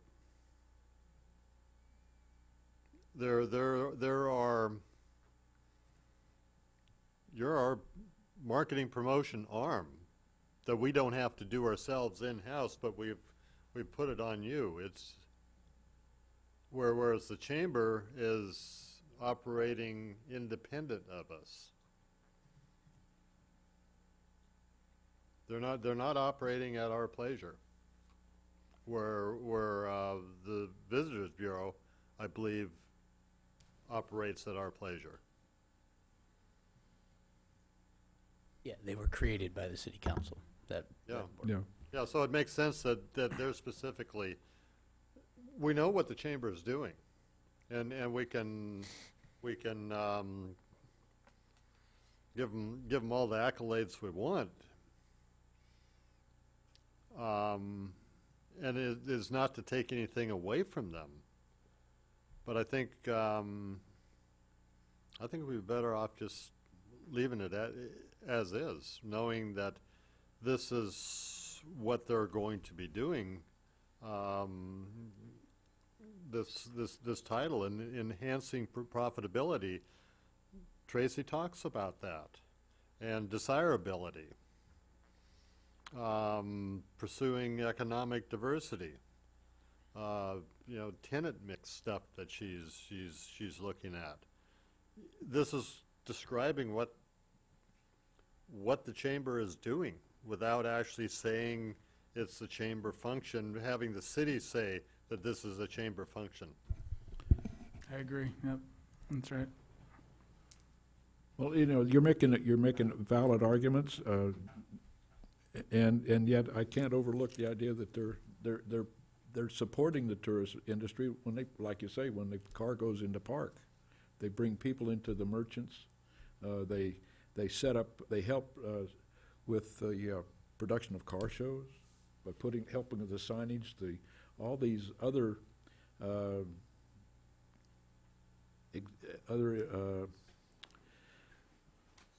events that come into the city. They support those kinds of things. You know,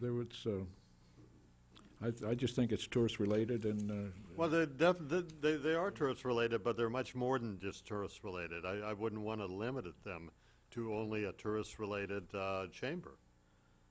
What are the feeling of the rest of the council? Would it make any sense to just modify, because it just seems like what I'm hearing is you want to somehow get the Solvang Chamber of Commerce underneath Goal 7. Yeah, I do, and that's where I think it belongs. So what if it just read, continue funding promotions through the Solvang Conference and Visitors Bureau and support synergies with the Solvang Chamber of Commerce? That's a good thought. Yep. Good with me. Thank you. These millennials, you know, I tell you. They got some. Not the 1.0. Yeah. Okay, any other comments regarding Goal 7? Did you get that synergies? Yeah. Got it. Okay. Any others on Goal 7? On to Goal 8, enhance the quality of life. Okay, I'm going to read this one off, and then I'm going to ask Sandra to come up and talk about the two objectives, or one objective, and Matt on the second one. So this was enhance quality of life. Your objective was to increase online availability of services, and two was to evaluate transit needs. So I'll let Sandra give you the online services update. So right now, the city offers the ability to pay for their utility bill online, and then looking, part of the budget you just approved will include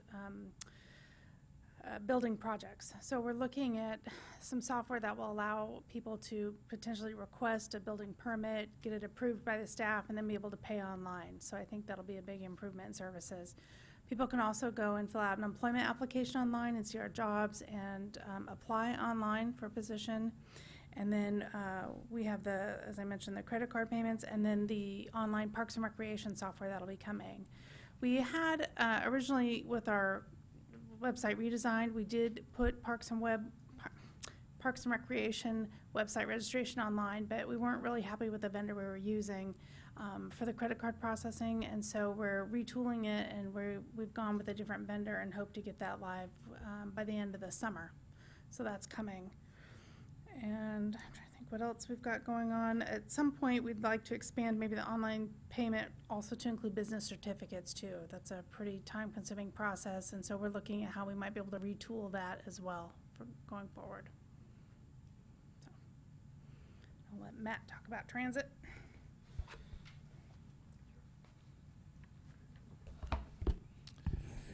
Okay, good evening again. So the goal here is to evaluate transit needs. So we regularly evaluate the needs of the San Ynez Valley Transit and the residents and our passengers, the users of the transit system. So that's done annually, but every 3 years we prepare a short-range transit plan, and we do that so as not to jeopardize our federal and state funding. So every 3 years we do this essentially fairly detailed study.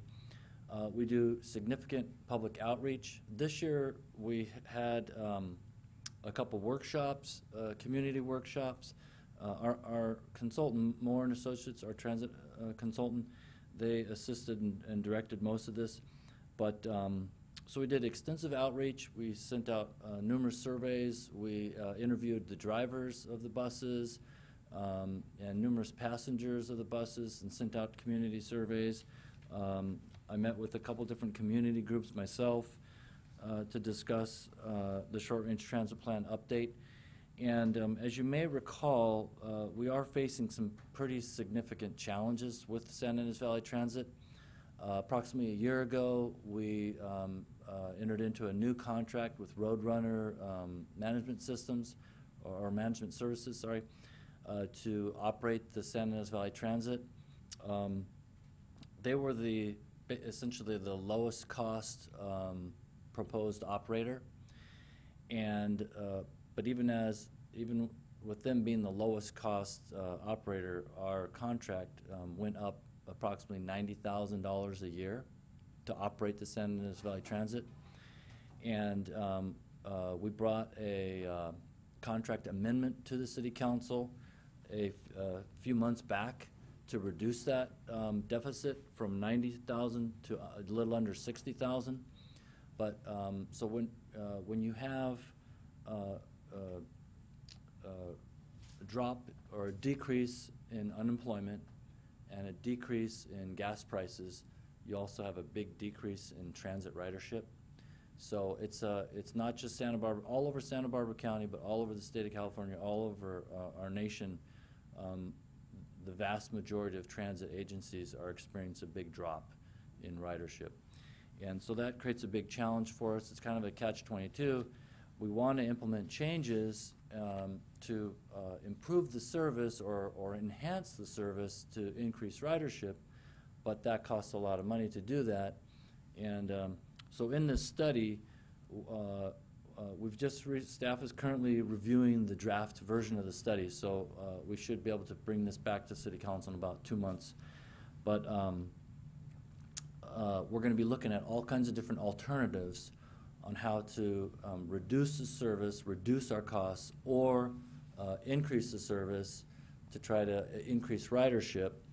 And if you may recall, with transit, we have to try to maintain, or we have to try to be able to fund approximately 10%, a minimum of 10% of our costs through the fare revenue that we collect. So they call that a 10% fare box recovery ratio. So again, we're going to be bringing this to you here in a few months, but there's going to be some major decisions we'll need you to make, probably some difficult ones, looking at how we should modify the service, whether or not we should try to expand it. We could do a pilot project to try to expand the service in one way or another and see if that increases ridership, and then if it doesn't, adjust from there. Also, one of the recommendations is to increase the fare, for the transit fare for the riders, which we haven't, the last time we increased the fares was in early 2011. So it's been 6 years we had no fare increase. So we'll be bringing all that back to you. But again, this short-range transit plan is updated every 3 years. So we feel that's a really good cycle to be basically regularly looking at what the needs are, how the ridership has changed, what the challenges we have for funding and so forth. So that's what staff's been doing as far as evaluating our transit needs. Are you satisfied with the performance of Roadrunner? Yes. Okay. Yeah. So I got a question on the ridership. Do you have any of those numbers off the top of your head, or just like rough? Well, just yeah, you have some of the big overview numbers. Our peak ridership was in I think 2012, and we had approximately 52,000 riders per year. Okay. And now we're down. In 2016, we had, I think it was 44,000, or just under 44,000. So it's dropped from approximately 52,000 down to 44,000. So. Right. Okay. I'd actually like to. Do we have a chart on that, like a Excel or anything on that shows like a monthly or even like hourly? If we could see like what the peak is and all that? The short-range transit plan update is going to have a lot of that information. Okay. It's going to have, quite a bit of information, and but we could, once you see that, if there's something more Yeah, you'd that like, should be then- fine. Okay. Okay, so any other questions on that item?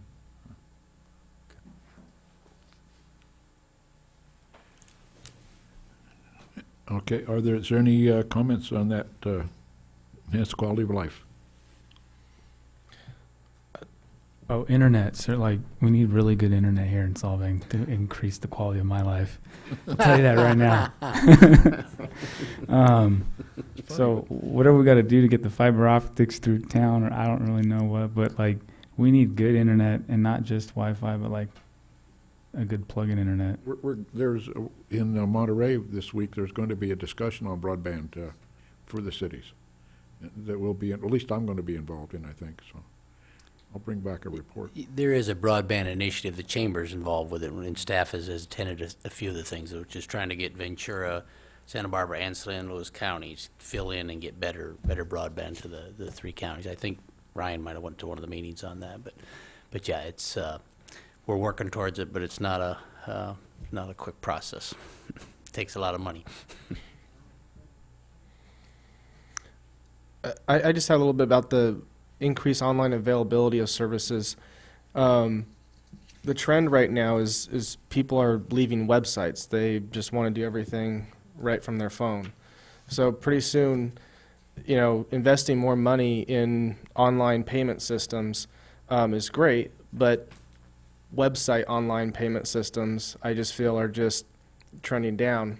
What are we going to do to kind of freshen it up and make people actually want to use the app to make payments? Or we have it's got to be something besides just a website.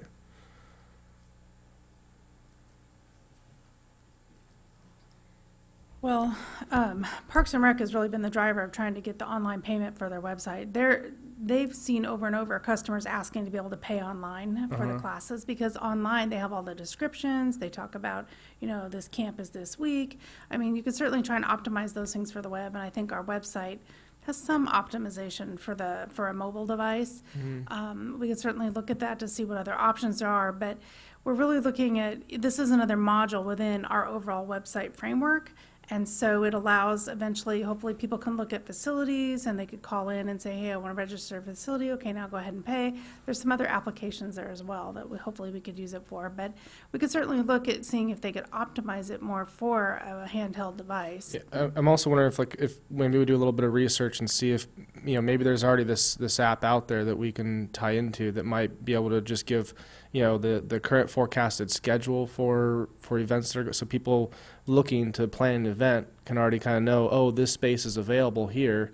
Maybe they book it, pay the fee, however that process is working there. Well, there's a lot of components Right. for the registration. There's waiver forms, which they will have the access to on the website. So it's not just paying the money. They have to register, provide their information, release the liability. So it depends on what that's like for the typical campsite registration. They also have a separate application for the Vets Hall rental, things like that. So not saying it can't be done, we could certainly look at it, but the other part of that is trying to integrate as much as we can with our financial system, so there's not a lot of extra data entry. So we'll just have to take a look and see what we can do. So there's no new wording changes for item. I just goal wanted to 8. give that feedback. That's. So we'll accept item to goal 8 as is. On to goal number 9. Maintain quality staff.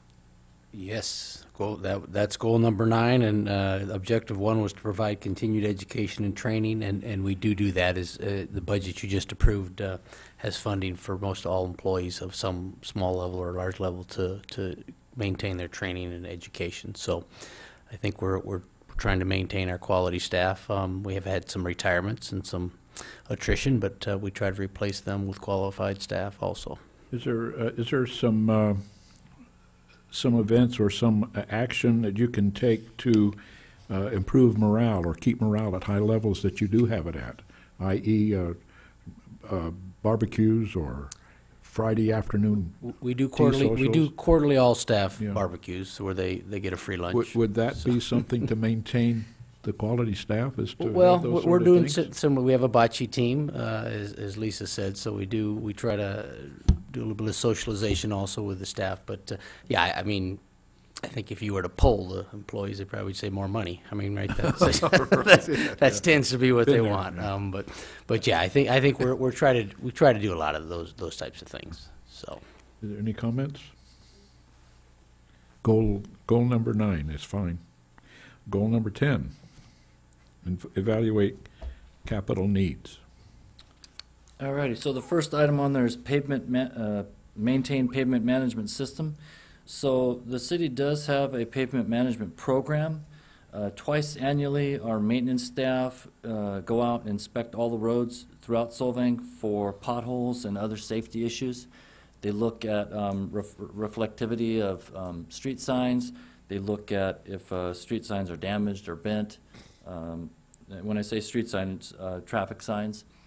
And so that's done twice a year. And then every 2 years, we do a more deliberate evaluation of the pavement itself. And each segment of street is given a score on a scale 1 to 5. And the pavement condition is evaluated for maintenance. And then from that, we develop, based on the score of the pavement condition for all the streets in the city, we develop projects that include, either overlay or what we call dig out repairs. So if there's sections of pavement that are alligated, that's where it's got a lot of cracking. We can saw cut and dig out those areas and repave those. But it includes overlays, it includes crack sealing and slurry seal projects. And so we typically have a 3-year cycle for the slurry seal projects. And then on the 2 years in between those cycles, we focus on any concrete repair and asphalt pavement repair. So sidewalk repairs, curb and gutter. Occasionally we have locations where curb and gutter has settled just over the years and it doesn't drain properly, so there's like bird bath there and a little bit of localized flooding. So we address those problems as well. So that's our pavement management system. And then the next item is our capital improvement program. So that is updated annually, and I appreciate the interest that's been expressed in looking at that closely. That's basically the city council's opportunity to direct the staff on what are your priorities, what you want, what projects you want us to do. The staff is continually maintaining like a little kind of handwritten list and notes of different needs throughout the city, and then those go into the capital improvement program when we update it, and we present to you our recommendations. But that's all they are, the recommendations. And if you want us to change anything in there, adjust the priorities, see something done first before something else, kind of like you did on the sidewalk master plan. You gave us direction on adjusting the priorities, and so we totally welcome that. The more input you want to give us. I'd like to see safety in there as a goal, and that would be like our sidewalks and whatnot in certain areas that are higher used, like with walkers and kids going to school and whatnot. So I don't know if I've maybe missed it or not, but I haven't seen safety anywhere on our goals. But that would be one thing. And then the power lines, if we can get some of those underground at some point too, we can work on that, that'd be great. Which that one program got funded, right? The PG&E credits? Right. Yeah, we're the underground district at the west end of town is we've got the county money and we're moving forward with that project. But I think we've had the discussion about the PG&E credits. It takes a lot of years to get enough to do a project, so. Yeah, so this project that we're going to be moving forward on, it's a little over $1 million. I forget the exact amount, but we just recently authorized the surveyor to proceed with the topographic. They're doing it because it's a big area. They're doing a aerial topographic survey, and then they'll supplement that with actual field surveying in certain areas. But that's the first step. PG&E needs that base map from the city. That's part of the their undergrounding program. The agency, the public agency where the project is occurring, has to provide that base map. So so that surveying work has already been authorized. So we've already, that's kind of like the second step. We created the district, but the next step would be that surveying, and we've just authorized the surveyor to proceed with that. So has that project already gone out for bid, or will it go out for bid, or do so this is the Mission and Fifth Underground Utility District, and it includes about, I think it's about 15 poles, power poles, near that intersection. And next time you're in that intersection, if you look, there's some power lines along 5th Street that go over the top of some of the buildings, the hotels there and businesses. So those are all going to come. Those are all going to come down. But for these projects, PG&E does all the engineering, and they manage the whole project. So the city provides the base map that shows our existing utilities, and then they have their engineering staff engineer the whole project. They do a cost estimate. They go out to bid. They do all the construction management and oversee the contractor. So it's totally out of our. We just we'll let it go. We don't have to do anything to. Correct. Really manage Correct. it. Okay. The only other thing, they do require that the local agency assist in the coordination with the different businesses, because in addition to the main power lines, there's a service run that'll be underground that'll go onto the private property to the meter box location, or the electrical panel location. So we coordinate with that, and the Rule 20A program provides a certain allowance, a dollar allowance for each property. So that allows for a certain amount of linear foot from the, or linear feet from the street to run the service onto the private property. And so some of the service runs will be shorter and fall within that allowance. Some of them will be longer. And so our budget is to assist those businesses if it has a really long run to cover that little additional cost that's not covered under the program. So that's an additional cost that you'll see, not this coming fiscal year, but the next year. Yeah, so as the city manager mentioned, they're very expensive, and we accumulate the credits really slowly. So it'll probably be many years before we have enough funds to do the next project, the undergrounding project. But as far as safety and sidewalks, you know, we do inspect the sidewalks regularly. The sidewalks are inspected quarterly for tripping hazards, and we have a contractor that grinds those or installs little asphalt ramps if needed. And then we put together a list of the worst locations that need to be repaired and replaced. In addition to that, we have the sidewalk master plan, and we're going to be starting the surveying for the first project under that program, which is sidewalk along the west side of Alisal Road from Maple up to Eucalyptus. So we're going to be starting the engineering work for that project in just like a week. So we have, you know, we'll if you give us the money, we'll do our best to get it done. So, you know, just got to balance everything. But we'll add that as a goal to enhance or improve safety throughout the city.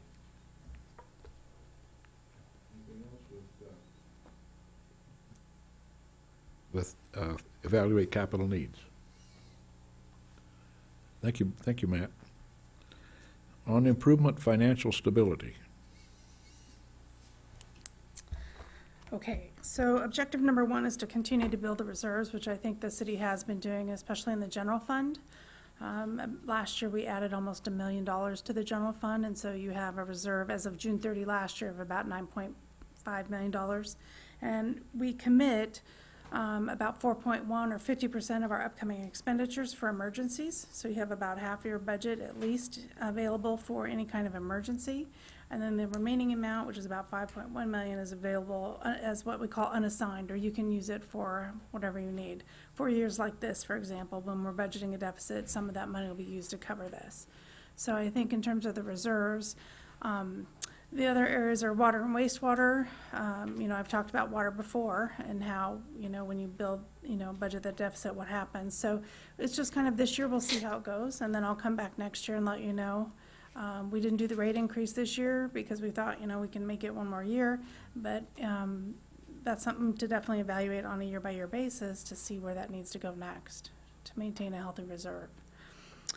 In terms of evaluating and reducing the pension liability, so the city and council did commit to being part of what's called an other post-employment benefits trust.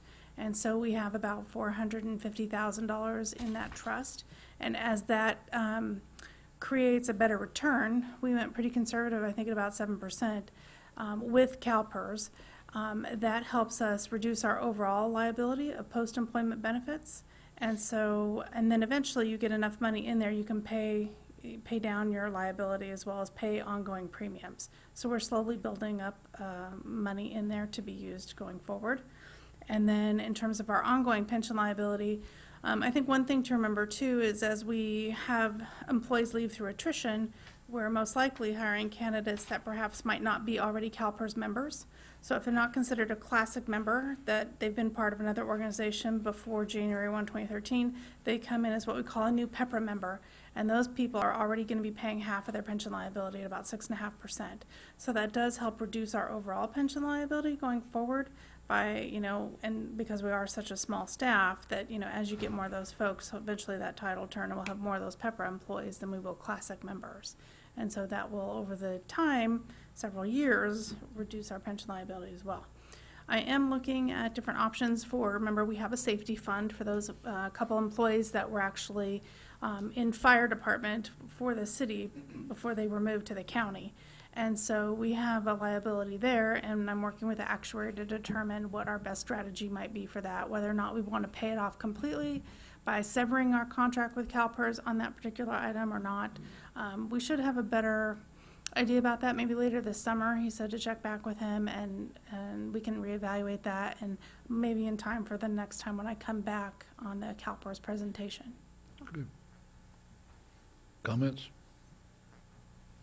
When's that CalPERS presentation going to happen?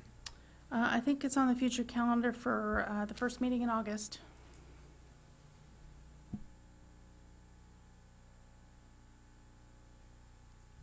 Okay.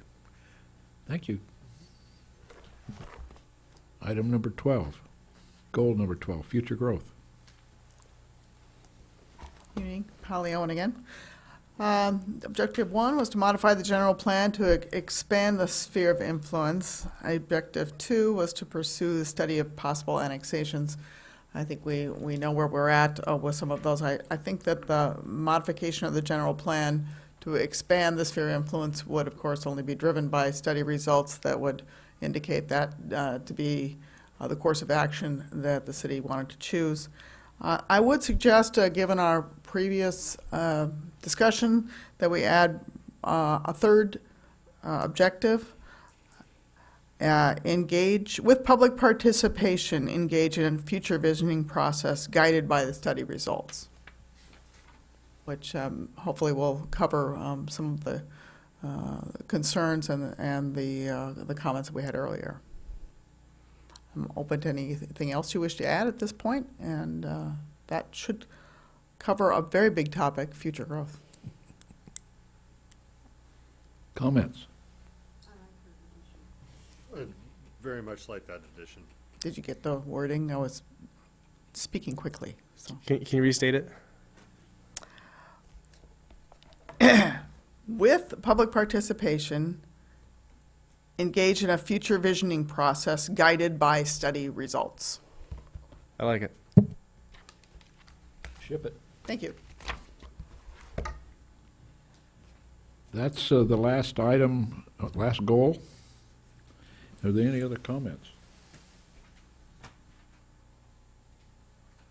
If not,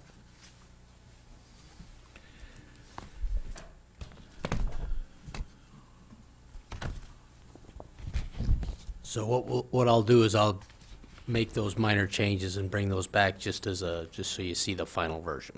Okay. That'll probably be on a consent calendar in the future. With that, that's the end of item 8. Next thing is council member reports. I have 2 of them. SB-CAG for our meeting last Thursday. We had a long litany of consent items that nobody brought out separate or talked about, so it passed unanimously. We went into the Measure A specialized transit contracts to sign agreements with Easy Lift and and with Smooth to support those 2.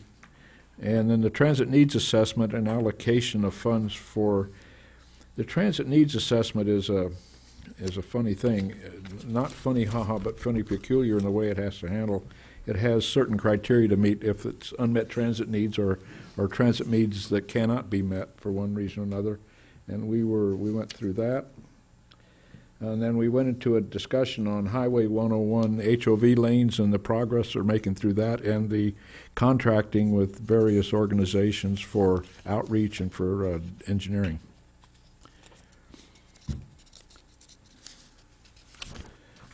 And I have a chart of the 101 project that they discussed. And then after that meeting was the Air Pollution Control District board meeting. That went rather rapidly. We had the administrative items were voted with no discussion. There was also resolution appreciating of departing board members. That we had a couple of board members that were on the appeals board that had almost 30 years on the board.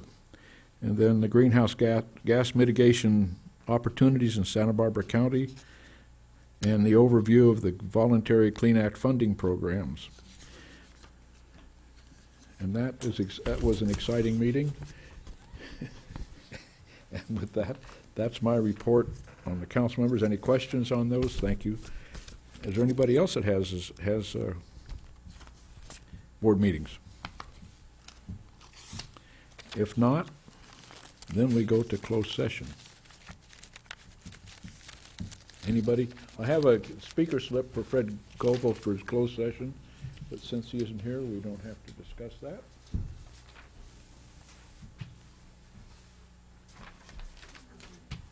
So we'll be back in closed session. We're adjourned to closed session.